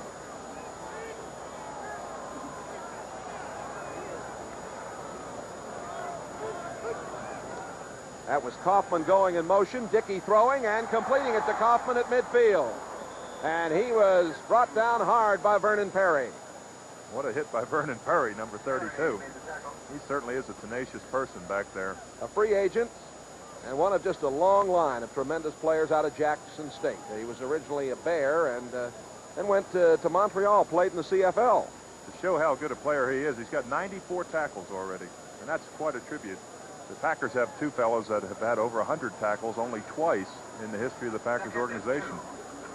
Second down and 2. 13 minutes remaining in the third quarter. Pitch back coming to Ivory. And he doesn't quite get back to the line of scrimmage. J.C. Wilson coming up to make the play along with number 69, Andy Doris, and 59, Ted Washington. The Houston Oilers were 11-5 last season, and they can match that with a victory here today and a victory next week when they play Minnesota in the Astrodome at 12 noon. The Packers were 5-11 last year and come in 5-8-1. Baker now 75 is at right end for the Oilers, replacing Elvin Bethea, and it is 3rd down and 2 at midfield. The handoff going to Ellis. He didn't get there. Well, now wait a minute. A little bit of a second effort, but I think they will spot it at about the 48.5-yard line. The fans here yelling, "Go, go, go!" The tackle by Greg Bingham, and it is going to be just about a half a yard short. It's way too early to go for a 4th down play on the 49-yard. Robert Brazil right here. Well, Robert Brazil, number 52, certainly is everyone's all-pro. You can see the effort he puts in there, holding on to the leg of number 31, Gary Ellis, and not allowing him and letting the secondary come up and get the hit. But what an effort by him. David Beverly, former Oiler, former Skin, former Buffalo Bill, ready to do the punting. Roaches is downfield, and the kick, a low liner, coming down, got a bad bounce, and goes out of bounds at the 21-yard line. So a very, very short kick indeed. And Houston will have it in good shape, leading it 9-3 after that 29-yard punt. I don't think so. For the Packers, Ezra Johnson is out of the lineup, injured with an ankle. Number 90, Ed O'Neill, did not start today because of injuries. Estes Hood is not in there now either at corner. Mark Lee has taken his place. As the handoff goes to Earl Campbell, Campbell gets it over the 30-yard line to about the 32. And Mike Butler, 77. Mike Douglas, 53 on the tackle. Of course, there's a great running back, Earl Campbell. The thing that's so interesting about him as we watch him run through the line there is his body lean. He's such a compact individual at 224 pounds, only 5 feet 11, and you never really get a good shot at him because he has a great body lean as he goes through the hole. 2nd down and 3 at the 32-yard line. 10:40 to play, 3rd quarter. Oilers leading 9-3. Campbell again near the 35-yard line. Rudzinski, 70, makes the tackle. Campbell, as he gets the ball, has great recuperative powers here, Jay, as he gets hit right in the hole there and still has the ability to regroup himself and get off the block. I just keep on giving the ball to Earl Campbell. I'll tell you, he's a tremendous force. He tied a record last year in the National Football League, 19 touchdowns in 79. That record previously held by Green Bay's Jim Taylor. Triple tight end alignment, 3rd and 1. Campbell, 1st down. Campbell got it near the 40-yard line. Another view of the man from Tyler, Texas. He certainly is a tank, they call it. You know, the thing that really impresses me about him, Jay, is that he's got great vision going through the hole. And I think that's the thing, that the quality that really separates the great running backs. You can find players that are 5'11", 224 pounds, but very few have that vision going through the hole. Tommy Kramer to Joe Sensor, 31 yards. The extra point was missed. Oh, it's been a day of a lot of missed extra points. 2 in that game between Cleveland and Minnesota, 1 here. Penalty marker down. The throw is complete down to the 37-yard line. Dave Casper again, the 7-year veteran from Notre Dame. Mike McCoy on the tackle, but a penalty marker down, and it's going to be brought back. Well, it nullifies a very fine matchup between Stabler and Casper that time. I talked with Dave Casper before the game as I was down on the field, and he said the one thing that's really helped him this year is he's remained healthy. He's always had nagging injuries. Illegal motion, number 76, offense. 1st down. The call against the right tackle, Morris Towns, the former Missouri star, and it puts the ball back at the 34-yard line. 1st and 15. 9 minutes and 15 seconds to play in the 3rd quarter. There are the penalty yards.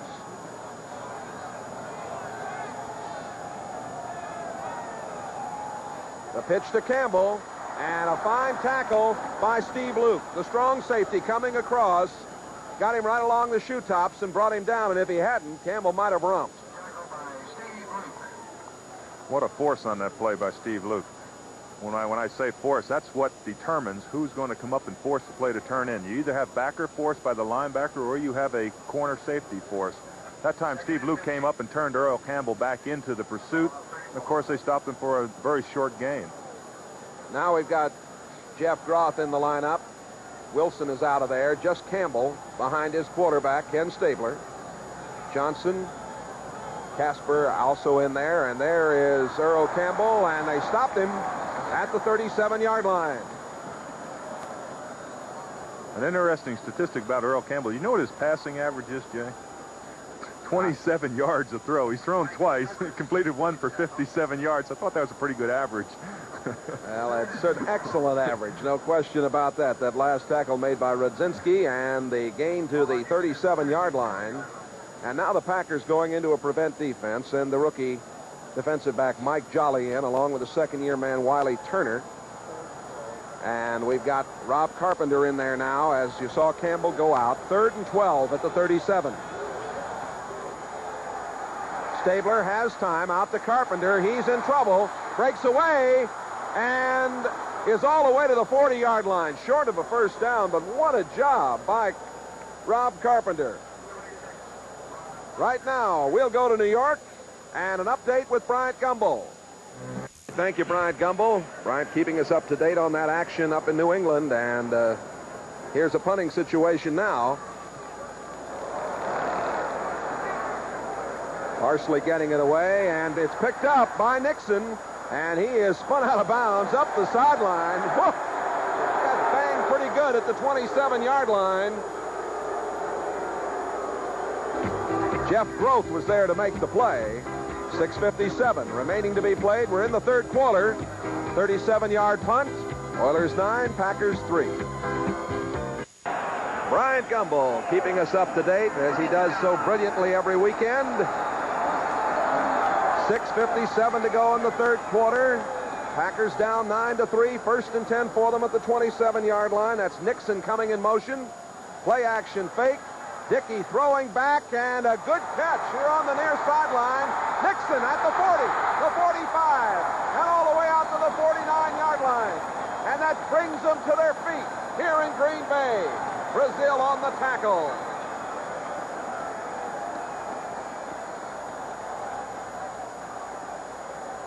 Lynn Dickey throws a simple out pattern to Fred Nixon, number 84 here, a rookie out of Oklahoma, and he certainly comes up with a big play after he catches the ball. It's about a 10 or 12-yard out right here.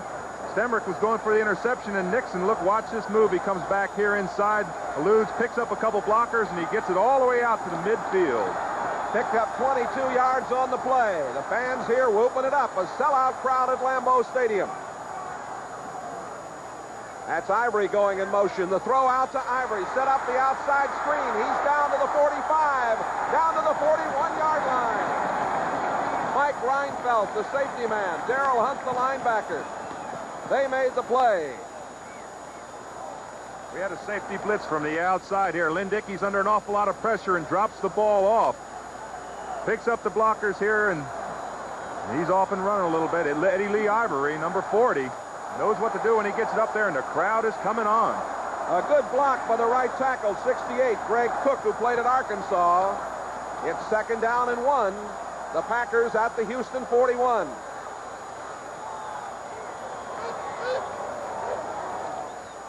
For the first down, Ellis down to the 38-yard line. Listen to these fans. They're rooting on their team now. Jay, this certainly doesn't look like a team that lost 61-7 last week. They're playing against a great football team that's going to the playoffs, and they're not.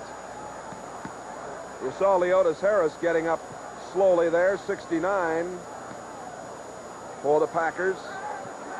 He's replaced now by Sid Kitson, number 64. There's Bart Starr, 6th season here at Green Bay. Now Harris comes back in there. Harris is in. 1st and 10 at the 38-yard line. That's Ivory going in motion. Play action fake. Dickey loses the ball, and one of the Packers falls on it at the 42-yard line. Dickey was trying to go long down the middle to Lofton, Larry McCarron, 54, came down on the ball. Real good pressure by Brazil against Dickey that time. What a heads-up player Larry McCarron, number 54, the center, has been. Starting 108 consecutive games. He falls back on this ball. 8 years he's played in this game, and he's been through an awful lot of great Packer football games. The loss is back to the 42-yard line. Kansas City now leading Pittsburgh 13-7 in the third quarter. Cincinnati 14-0 over Chicago.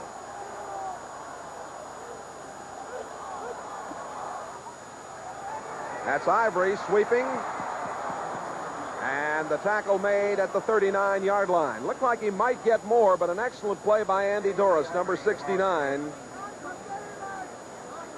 Doris making the tackle at the 39-yard line. So that's going to bring up third down and about 11. Andy Doris, I don't think you could play that play any better than he did. He rode the line, was able to slide out there. We see his stats, 29 tackles, 31 assists, and 6 sacks. That's quite a year for a defensive end. You ought to know, big guy. Well, the thing that's so important about that is when you play a 34 defense, almost always you're doubled. And the fact that he gets 6 sacks, you've only got 3 linemen that are rushing. 3 minutes to play, third quarter. Big play here, 3rd and 11 for the Packers at the Houston 39-yard line. Dickey throwing and incomplete right through the hands of Fred Nixon. Nixon looked like he had it, and the first down at the 23-yard line.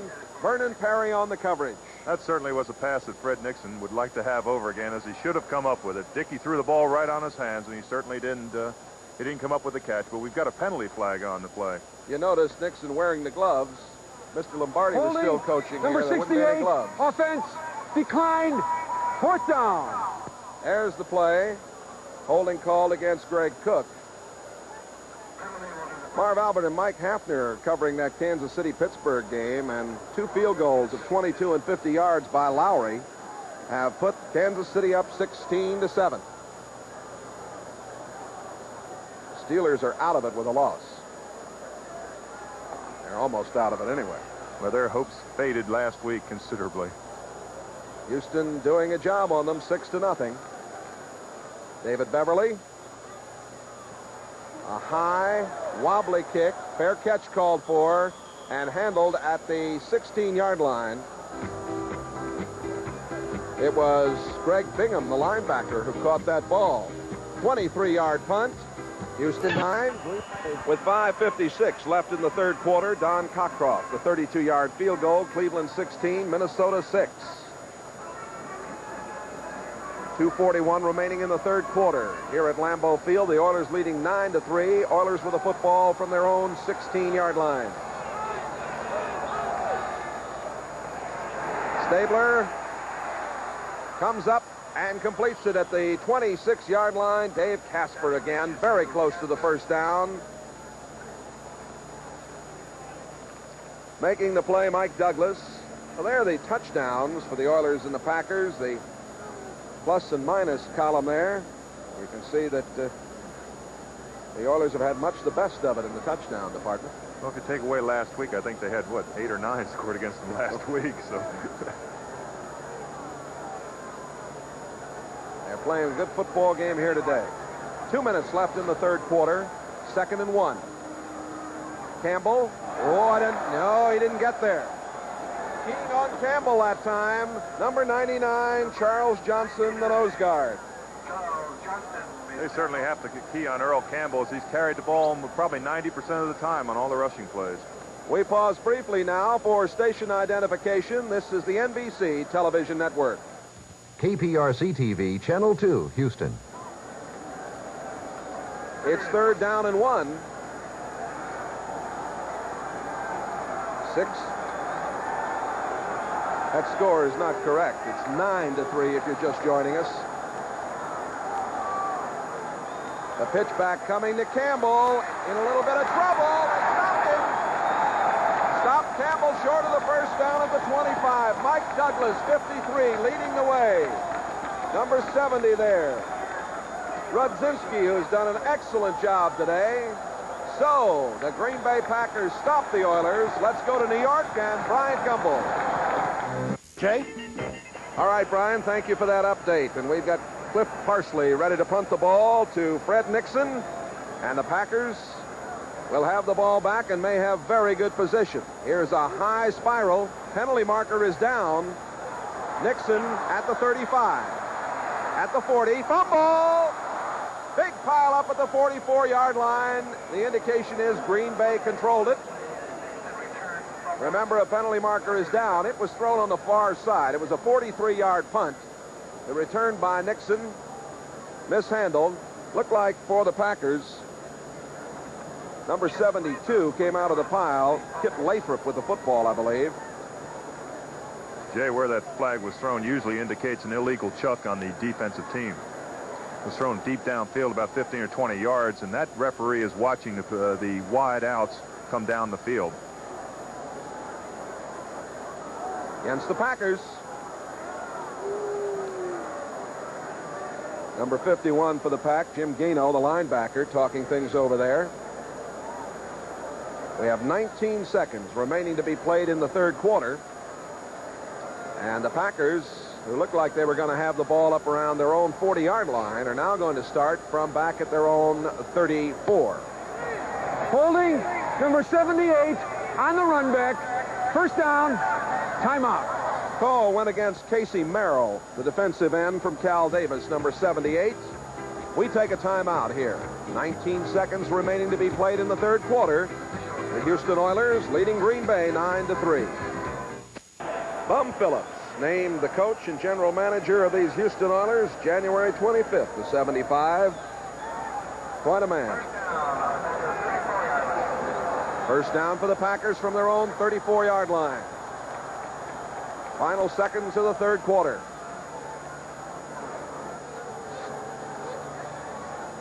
Lynn Dickey, play action, swinging it out. Up the sidelines, that's Ivory. Ivory on the move, all the way to the 40. Oh, caught from behind down at the 33-yard line. And it was big Elvin Bethea who made the play. He might have saved the touchdown right here. He certainly did on that play. Elvin Bethea back down the field 40 yards to make that play. As we watch Dickey just drop off a little dump pass here to number 40, Eddie Lee Ivory, who cuts back across the green, picks up 3 or 4 of his blockers there, gets some key blocks, and he's out and running. And Elvin Bethea on his pursuit angle straight down the field. 33-yard pickup. And that is the end of the third quarter. The score, the Oilers 9, the Packers 3. We'll be back right after these messages from your local station. All right, thank you, Brian. The old warhorse, Alan Page. How about that? Well, right here, we're ready to go. First and 10 at the 33-yard line of Houston as we go to the fourth period. Oilers 9, Packers 3. Dickey going long, and he was going for James Lofton. The pass overthrown down at the 17-yard line. Mike Reinfeldt on the coverage. There is Lofton. He caught 67 passes coming into today's game. 4th in the NFC overall and 1st in the yardage department.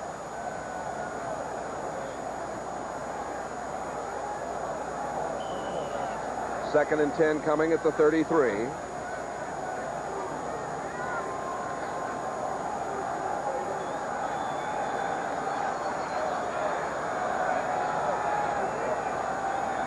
Jack Tatum is in there as the nickel back for Houston.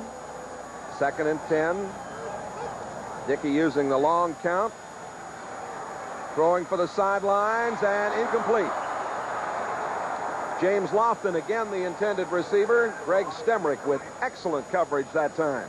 That certainly shows why they're so high on Greg Stemrick. He had James Lofton just covered right like a glove on that play. Never took a fake and just covered him all the way on his out pattern. He turned back in and he had him covered. Stemrick, 2 interceptions on the year, played for our old friend Sarkis Arslanian at Colorado State College.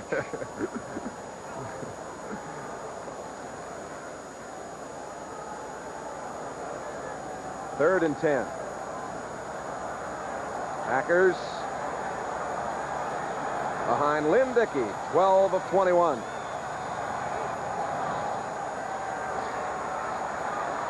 Over the middle, he's got his man. It's the tight end. And all the way down to the 15-yard line. First down. Paul Kaufman making the catch, number 82, Jack Tatum on the tackle. And the Packer drive stays alive. It's really a simple pattern. Paul Kaufman comes on just a crossing pattern. Dickey doesn't have anyone in his face to throw through. Just drops the ball over to Paul Kaufman and turns upfield, and he's got a first down, and they're down in territory where they think they can score. And look at the emotion on Paul Kaufman right there as he tries to leap over number 28, Jack Tatum. Kaufman had 56 catches last year, a club record for a tight end. First down at the 15. The Packers threatening here early in the fourth period. The pitch coming back to Ellis. Ellis fumbled, and in under the pile at the 12-yard line, the Oilers have it. A turnover for the Packers that really hurts them. That certainly does. That kills a great scoring opportunity. Gary Ellis just doesn't have the ball tacked away on this play as he turns upfield. It's just a simple lead pattern here. He's got two people out in front of him. He just doesn't put the ball away. He's hit from the backside and a little bit and maybe pulls the ball out. You can see he's looking for the ball right there. And, of course, the great pursuit of the Houston Oilers. Ted Washington recovering the fumble. The Houston Oilers get it back, and we'll be back with Houston leading 9-3. There's the turnover situation, and Dave, two of those Packer turnovers were inside the 20-yard. Been crucial turnovers down deep in scoring territory. First and 10 for the Houston Oilers from their own 12-yard line. Campbell gets the call. He's out to the 20, still going. Close to a first down at the 22-yard line. Earl Campbell. Good blocking by Carter, 58 at left guard, has replaced Bob Young. Rudzinski, number 70, made the tackle along with Johnny Gray, number 24. Let's take a look at Earl Campbell. As we watch from an end zone shot, this is the shot that Earl Campbell sees as he, and we talked about his vision before. Roy Hammerman told me he never fumbled when he carried the ball, our great producer. Did you know that, Jay? Well, Roy's an authority on fumbling, I can tell you that. The sights and sounds of the NFL coming to you from Green Bay, and that is Campbell once more. Campbell getting out over the 31-yard line. Steve Luke, 46, and Mike Douglas, 53 on the tackle. Our pictures being handled today by director Barry Stoddard, who has left the cold North Country for California. Our NBC crew, we hope you're enjoying the action. We've got 12:44 to go, and the Oilers leading 9-3. Second down and 1. Campbell again, and he's got the first down. Jim Gano, number 51, the left outside linebacker, making the stop. First down. This shows the great running ability as we've talked about with Earl Campbell. He doesn't look like he's going to pick up anything and all of a sudden breaks through and picks up 2 or 3 yards. But Earl Campbell has rushed the ball 23 out of the 27 rushes that they have today. Some folks here from Austin for their sign. The beautiful state capital of the great state of Texas, the home of the Longhorns. First and 10 from the 34-yard line. And there he goes again. He is controlling the game right now. Earl Campbell. Close to a first down. Johnny Gray, 24, making the stop.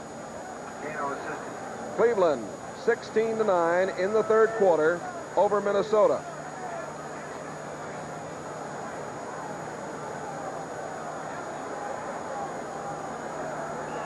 Here it is 9-3. The Oilers over the Packers. And it is first down at the 45-yard line for Houston. Campbell now 97 yards on 24 carries. Throw to the sideline, complete. First down at the 44-yard line, Billy Johnson. White shoes going high in the air. McCoy, Luke, and Gano over there on the coverage. This is a typical Kenny Stabler pass as the wide receiver, Billy White Shoes Johnson, number 84, comes back for the ball and makes the catch. That's one thing that Kenny is very, very much in favor of. Those wide receivers, as they do that 15 to 17-yard out, coming back for the ball, it cuts down on the out pattern interceptions. There's some action down in the pit. What a force that is right there, number 77. 340 pounds. Angelo Fields out of Michigan State. 1st and 10 at the 44. Campbell down to the 40. And that would put him at the 100-yard mark, I believe, right there. 25 rushes, 102 yards on the day for Earl Campbell. Rudzinski, number 70, on the tackle. The thing that's so impressive about him also, Jay, is that on any play, they'll call on him. 3rd down and 7 or 8, which is a normal passing down, they'll still go to Earl Campbell because they have enough confidence to know that he can break any time, one all the way. Campbell has the only touchdown in the game. It was his 11th TD of the season. 2nd and 5. 2nd down and 5 coming at the 40. We have 9:40 to play. Campbell has averaged 4.8 per carry today. There he goes again. Another 1st down and all the way inside the 30-yard line. Boy, is this guy a franchise or not? Mark Lee made the tackle along with Mike McCoy, the 2 corners. Well, Bum Phillips certainly knew what he was getting when he gave up a couple draft choices to Tampa Bay to get the rights to draft Earl Campbell, because he certainly is a franchise in himself. Look at the balance that he has also. Leg strength, the balance, the size, the compactness. There's just not enough things that can be said about him. There's his stats for the afternoon. Jeff Groff, 81, has come in now for Houston to replace Billy Johnson. 1st and 10 at the 28-yard line.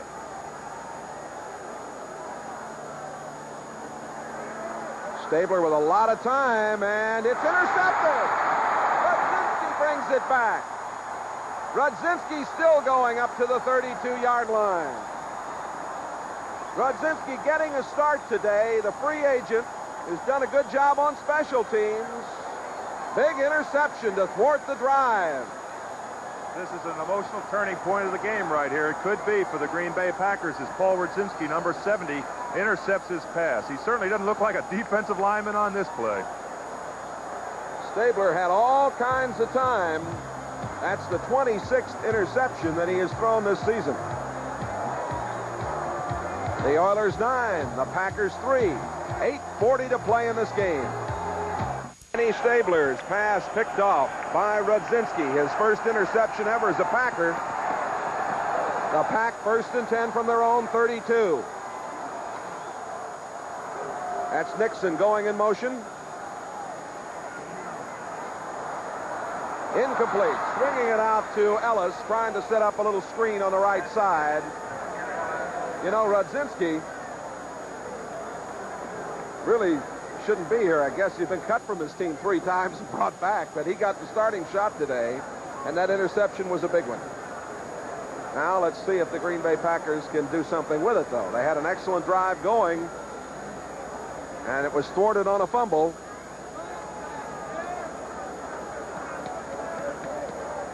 Illegal procedure call against Green Bay is refused. 2nd down and 10 with 8.5 minutes to play here. The Oilers 9, the Packers 3. All just outside the 31-yard line of the Packers.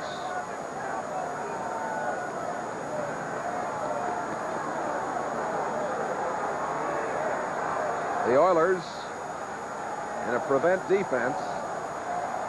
Got Stensrud and Tatum in there. Dickey throwing, and he completes it nicely to Ellis. Ellis is out of bounds. 1st down up at the 47-yard line. Bingham and Reinfeldt on the coverage. Let's go to Bryant Gumbel. Thank you, Jay Randolph. At Three Rivers in Pittsburgh, the Steelers are clawing back. Bradshaw to Bell pulls the Steelers to within 2. They are now inside the 10 of Kansas City. May take the lead right now in the 4th. Let's go back to Jay at Green Bay. All right, Bryant, so the Packers are trying to get back in business here, and same is true of those Steelers in Pittsburgh. A 16-yard pickup on that last play. 1st down for the Packers from their own 47.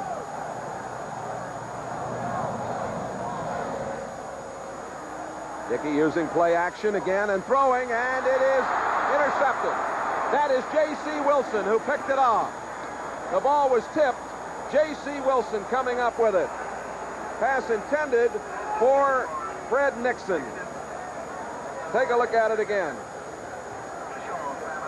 Fred Nixon on his play really should let the ball be overthrown because it was over his head, and by him touching the ball, it caused the interception that J.C. Wilson came up with. You can see the ball's behind him, and it was no chance for an interception until he touched it. But those are the breaks of the game. So the Oilers get it back. 9-3. This With Dave Rowe, Jay Randolph, Lambeau Field, Green Bay, Wisconsin. The Oilers 9, the Packers 3. First and 10 for the Oilers after the turnover. The fourth of the game for Houston, or for Green Bay. And now look at the time. Incomplete. Pass intended for Casper. Knocked down by Johnny Gray. That was an interesting play. Kenny Stabler had 2 slip screens on that play. Everyone reacted to the screens, and no one rushed him. As we can watch him set up here, he runs 2 slip screen actions. He runs Earl Campbell one way, runs the other back out of the field, and you can just see him. He's standing there back by himself. Finally sees Dave Casper. But no one rushed him on the play because everyone reacted to the slip screens in a hurry. Second down and 10. Stabler, I think, was more surprised than anybody else. He sure was. There are his stats on the day. There's Campbell on a little draw and close to a first down at the 44-yard line. Rudzinski, number 70, on the tackle. What a day Campbell's having. The emotion to me, Jay, is that every time the Packers have seemed to come back and get an emotional lift, Houston answers the call on defense and comes up with a big turnover. And that's just a tribute to their defense. They certainly have, ranked right up there every year. Ed Biles, their defensive coordinator, certainly has done a great job, and that's what's propelled them into the situation where they are in the run for the dash for the cash. Yes, sir. Well, they didn't give up a touchdown to Pittsburgh in that last game. Didn't give up a point to Pittsburgh when they beat them 6-3 in the Dome. Now 3rd and 1. Campbell, I think he got the first down. He got to the 45. Casey Merrill, 78, on the tackle. First down for Houston. The clock running with 7 minutes and 15 seconds remaining to be played. The only touchdown scored by Earl Campbell in the first quarter from 1 yard out. There's the quarterback comparison. You see that Dickey has had a very fine season when you stack him up against the Snake. They certainly have. And look at the percentage of completion, 64% to 59.1. That's really throwing the ball in there. And off to Campbell over the 50 and down to the 47-yard line, and a little battering there between 77 and 78. Luke on the tackle. That's Angelo Fields, of course, 77 for Houston. I don't think I'd want to mess with him. No, I don't either. One of the players injured now. There's the time remaining, 6:34. I think Campbell is down. It is Earl Campbell who is down. We'll take a timeout. Houston is leading Green Bay 9-3. Earl Campbell, just moments ago, helped to his feet and then went off under his own power. 29 carries, 130 yards on the day. In there now is Carpenter, and that is Carpenter carrying the ball down to the 43-yard line. Mike Butler, 77, on the tackle. Campbell's best day this year was 206 yards on November the 16th against Chicago. He has 130 here today, a 4.4 average. Jay, as he left the field there, we could certainly hear the applause from the Packer fans here, as they really appreciate a good football player. And Earl Campbell is right back in the ball game. And now they're not clapping anymore. No, indeed. First and 10 at the 43-yard line. Campbell to the 40, down to the 38-yard line. A time-consuming drive here by the Oilers. 5.5 to play. Jim Gano, 51, and Paul Rudzinski making the tackle. The clock running here at Lambeau Field. We had talked about interceptions before, and Kenny Stabler certainly has an awful lot of them.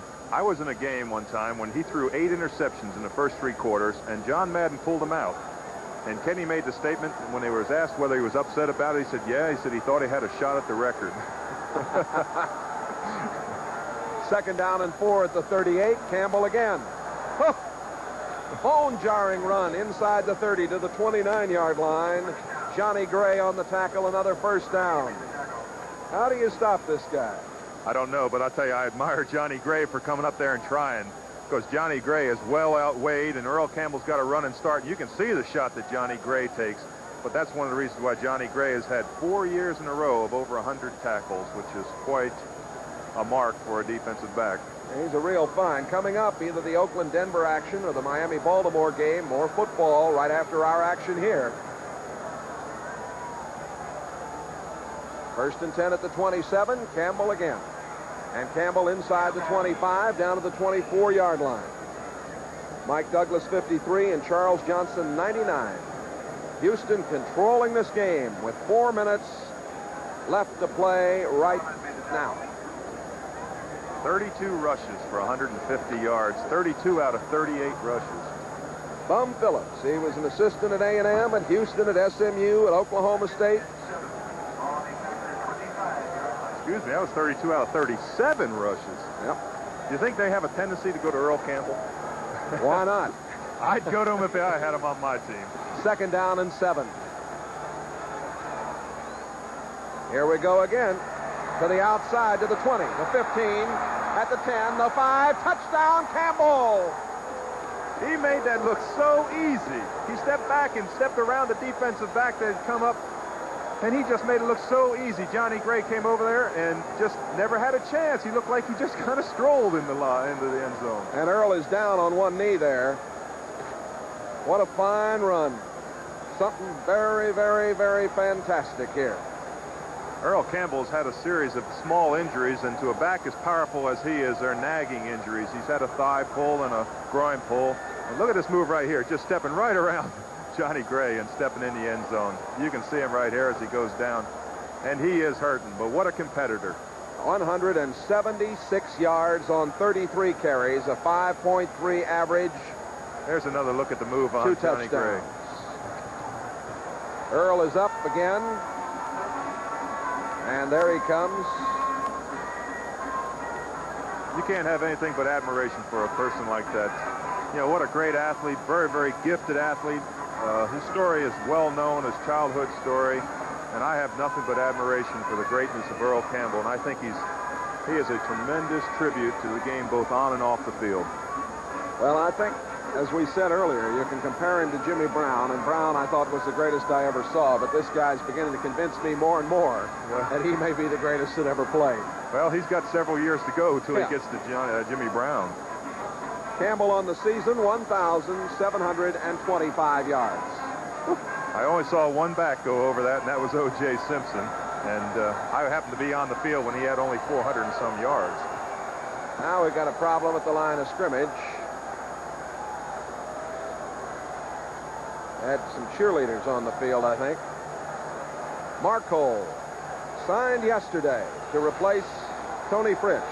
Hope Tony's feeling well today, and I don't know if he can come back with that herniated disc or not. Mark Cole kicks it through. So he has missed an extra point, gotten an extra point, had a field goal. 3:27 to play. The Oilers in command now, 16-3 over the Packers. 3:27 remaining on the clock as we're at the home of the Green Bay Packers. And there is Fred Nixon set to receive a kickoff that will come from Chester Marco. Twice in his career, Marco led the National Football League in scoring for a kicker. Now the property of Houston. What a dream come true for him. He's in contention to go for a Super Bowl, and I saw an interview with him last night, and he said that it was really a plus for him. Ball picked up and brought back upfield to the 36-yard line by Johnny Gray. The tackle made by Boobie Clark. 14-yard return and first down for the Packers with 3:19 remaining in the game.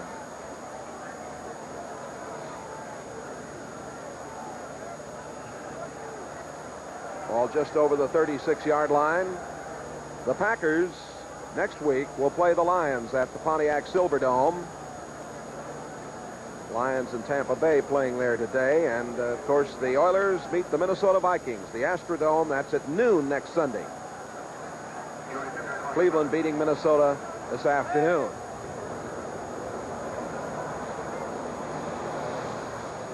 It's Kaufman coming in motion. And Dickey throwing to Kaufman. He's got it at the 44-yard line and hit immediately on the play by number 28, Jack Tatum. There's a name out of my past, Jack Tatum. Yeah, yes, indeed. Boy, now there's a competitor, too. Woo! Hurry up offense. Clock running with 2:55 remaining in the game. Packers in need of a quick score, and he threw it away. Stopping the clock with 2:49 to play. Gary Ellis out in the zone, but Greg Bingham did a good job there, fouling things up. This is a defensive lineman's dream right now and an offensive lineman's nightmare because they have to protect on the pass. They know they're going to pass the ball, and Lynn Dickey has certainly been very, very successful with they passing it. But every defensive lineman wants to be in this situation because they can take off, and every offensive lineman doesn't want to be in it. Cleveland 23-9 over Minnesota. They're in the fourth quarter. The Browns marching along.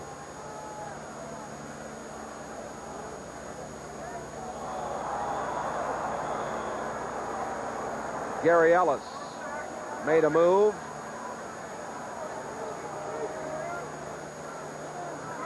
And the penalty, 5 yards. False start, number 57, offense, third down. The call going against Darrell Goforth. Jay, you know Bart Starr has been under an awful lot of pressure here, and a lot has probably been justified, and much of it not justified.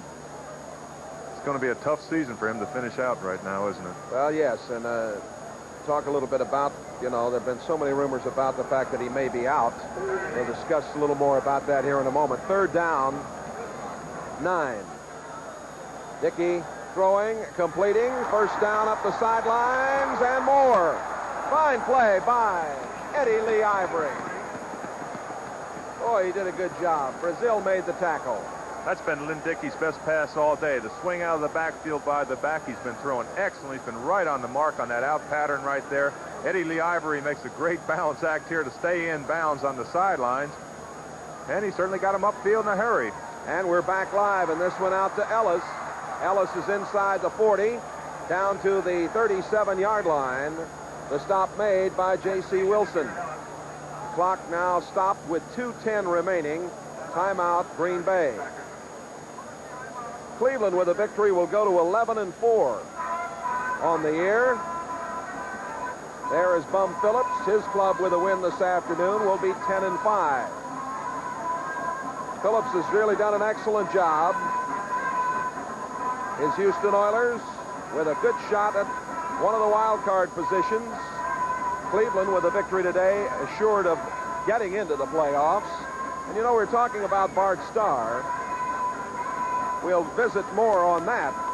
Right now, let's go to New York. Our good friend Bryant Gumbel has an update for us. Thank you, Jay Randolph. At Metropolitan Stadium in Bloomington, the Vikings have scored again. This is Ted Brown going in after receiving a pass from Tommy Kramer from 7 yards out. It's now 23-15, Cleveland in front of the fourth. Jay? All right, Brian, so that one has been updated for you, and the Minnesota Vikings still very much in that football game. Here, the Oilers leading 16-3. Now, getting back to Bart Starr, a gentleman who makes his living predicting on sports in this country, lives down in Carolina now, made a prediction that you heard the other day that Starr would be out and George Allen would be in here. There is a meeting scheduled for January the 8th, the annual meeting of the Green Bay Packers board, and we'll talk about what might happen at that time in a moment. It's 2nd down and 4. Dickey throwing, completing it. Eddie Lee Ivory down to the 21-yard line. Thomas Henderson, 53, on the play, and a penalty marker down back upfield at the 45, holding against the Packers. The 2-minute warning. Well, that's the kind of thing that will put some more gray hairs into that head right there, Bart Starr. On January the 8th, the Green Bay board will meet here, headed up, of course, by Dominic Olejniczak, and at that time they will reevaluate. Holding, number 69, offense, second down. Call against Leotis Harris. So something probably will be known for sure about Starr's situation come January the 8th or before. The 2-minute warning has been given. We take a timeout. The Oilers are leading the Packers 16-3. Originally a packing plant here. As we swing back into the stadium, they put up the money for the team, the Green Bay Packers. And this is the only franchise that is owned by a corporation, of course, in the National Football League. Home to the folks of this beautiful part of Wisconsin. 2nd and 15. And, most intercepted. Gary Ellis, the intended receiver, and Thomas Henderson is all the way down the field at the 20-yard line, wishing he had the football. He would have Hollywooded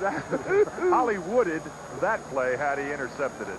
There he comes back. He just saw him. He was way down the field. Getting back to Bart Starr, Dave, things have been tough from the injury standpoint for him. I think he's done a pretty good job coaching his football team this year. He's had a tough road to hoe here. He's got 16 or 17 players on injury reserve. We've seen 5 or 6 go down today, and you just can't judge him on emotions. 3rd and 15. Over the middle. Whoops. It hit Gary Ellis right in the helmet.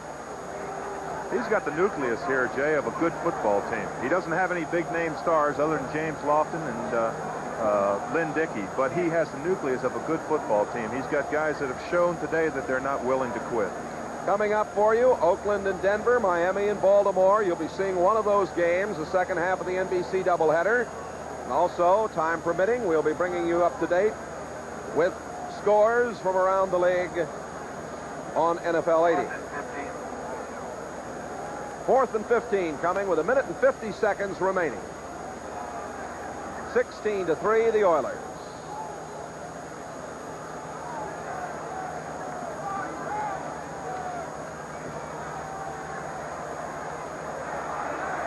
Penalty marker down and intercepted. Coming back with it is Greg Stemrick. Stemrick to the 40-yard line. That is the 3rd interception of the afternoon for Dickey. Fred Nixon on the tackle, and Greg Stemrick is a happy man indeed. Holding against Green Bay is refused.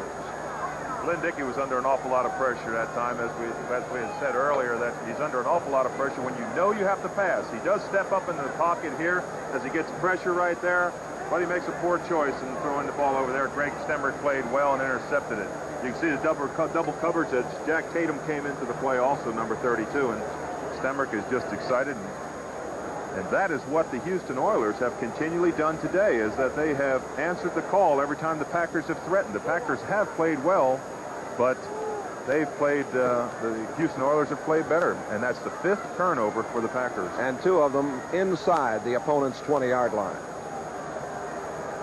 2 timeouts remaining for the Packers, but very little to be decided here except run 1 minute and 30 off the clock. Campbell going to the 40. Packers now timeout, and that will leave them with 1 remaining.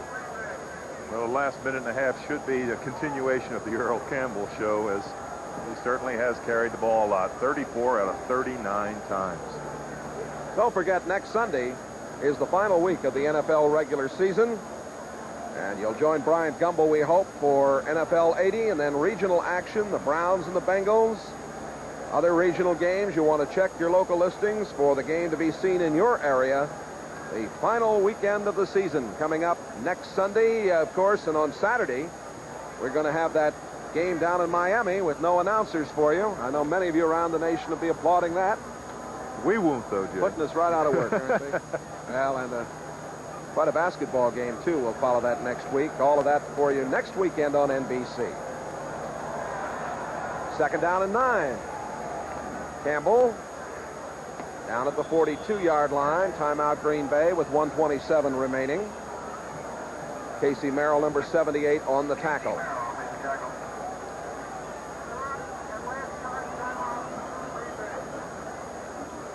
Buffalo could clinch the division title by winning one of its remaining 2 games. They are not winning today. New England can be a division champion if they beat Buffalo today, and they're doing that, and then New Orleans. And Buffalo loses its final 2. So that's very interesting there.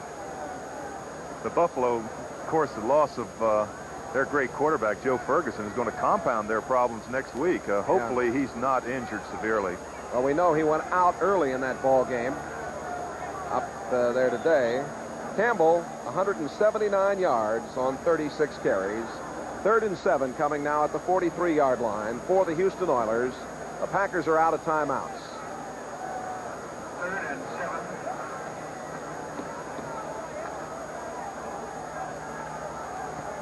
Campbell to the 45-yard line and wrapped up there by Mike Butler, number 77. The clock running now, and Green Bay not in a position to stop it.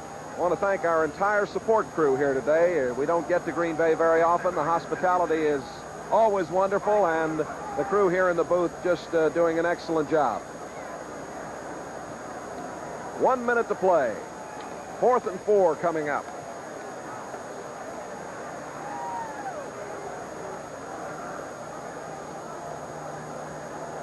The punting will be done by Cliff Parsley.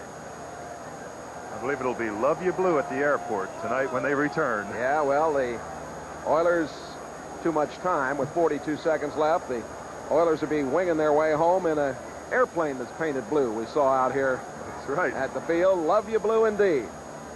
They have some great fans in Houston, as is evidenced by the support that they have.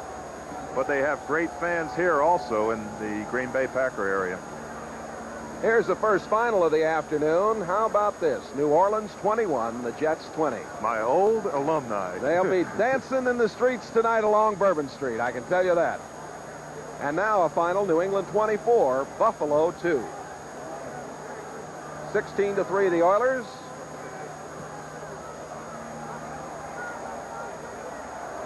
Chasing that ball is Nixon. I don't know if he wants it or not. I don't blame him for not picking it up down there. 30 seconds remaining to be played. Buffalo, with a loss, remains 10 victories, now 5 defeats. New England goes to 9-6. A 55-yard punt there. If Cleveland holds on and wins, they'll be 11-4. Houston with a victory here, going to be 10-5.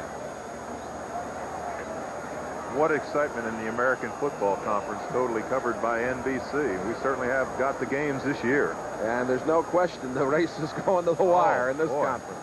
It certainly is. It's exciting every week. And as all the coaches have said, it's going right down to the last week. Atlanta, Dallas, and Philadelphia have all clinched spots over in the NFC. No excitement over there. Well, not much, I guess. There's a pass that is incomplete. Out at the 17-yard line, intended for Paul Kaufman. And Carter Hartwig, extra defensive back in there. Clock stopped with 24 seconds remaining. Well, I know, Dave, that you and I would want to wish all our viewers and the Green Bay Network here in Wisconsin and all you folks across Texas a very happy and healthful holiday from all of us at NBC Sports. Here's another final. Pittsburgh pulled it out, 21-16 over Kansas City.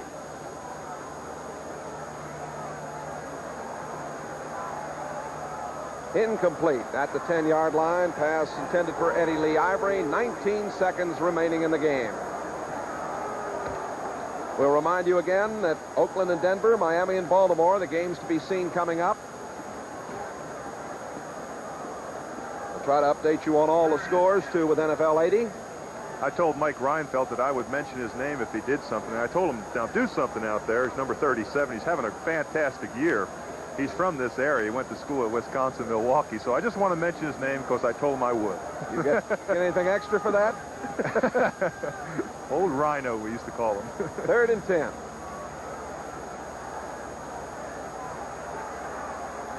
And it is complete to Gary Ellis.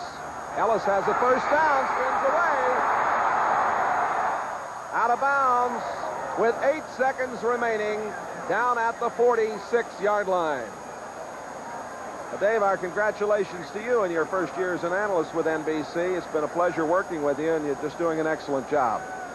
I hope you have a wonderful Christmas down in North Carolina. Working two jobs, the electric company in the daytime and raising the milk-fed veal at night. Thank you, Jay. I appreciate it. I'll tell you, at least they broke me in with some great guys. I got to work with you, and I got to work with Marv Albert. And, boy, I certainly appreciate all that NBC has done for me. They've really made it a super year as I've retired from football, and it's kept me involved in a game that I love an awful lot. Well, it's been fun having you with us. It really has. 16-3, the Oilers over the Packers. 8 seconds remaining. Lynn Dickey throwing, incomplete. 4 seconds remaining. Kaufman again, the intended receiver.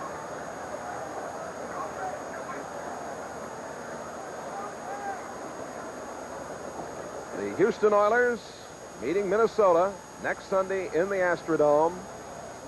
If folks in Houston remember, that's a 12 noon start. The Houston Oilers today, Jay, have not really played a great football game, but they've still won. They've played a good football game. They really controlled this game. Yes, they have. When they had to. And that's an important thing about a team that's going into playoffs. You want to play your type of football game, and they have controlled it.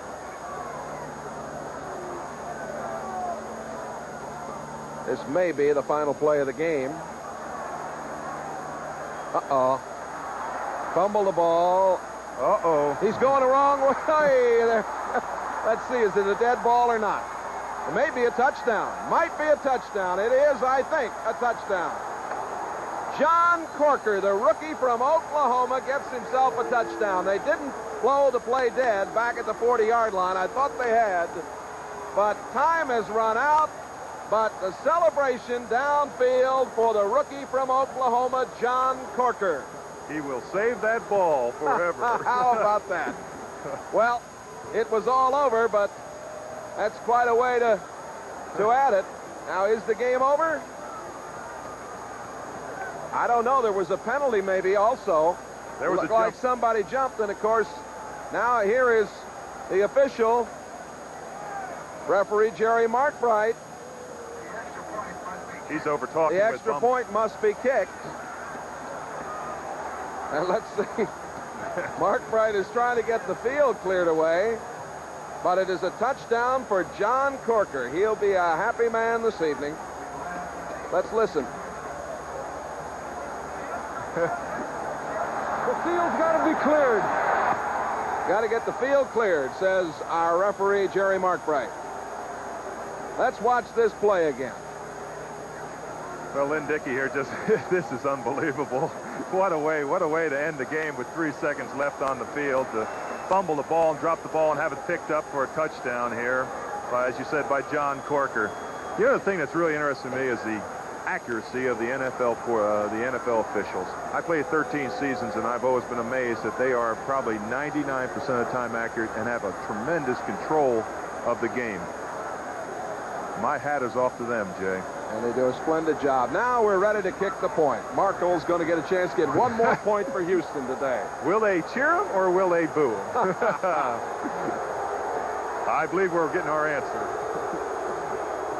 And he missed it. He missed it, and now they applaud. Well, that's, I suppose, a very interesting ending to quite a victory here for the Oilers. Marco got a field goal and an extra point, missed a couple. And in his first ever game with the Oilers, he sees his club win it 22-3 against his former team. Well, in fairness to Chester Markle, he got a tryout yesterday afternoon just before 3 o'clock, got added to the roster, and really wasn't in preparation for a game. And that's in fairness to him. He has been an excellent kicker for the Green Bay Packers over a long period of time, but he's going to have to kick better than that to make this Houston team go through the playoffs. And Tony Fritsch will be missed. He's a great kicker in the clutch, of course, and he has that herniated disc problem. Tony is one of the fun guys, well, too. Yeah, he is a very enjoyable person to be with. Houston gets a couple of touchdowns from Earl Campbell. And a big day indeed for Campbell, 181 yards on 37 carries. The final touchdown for Bum Phillips' Houston Oilers coming from rookie John Corker. And 22-3 the final score here. As we look at Bum Phillips there, one of his real concerns was the weather today. It certainly didn't play a factor.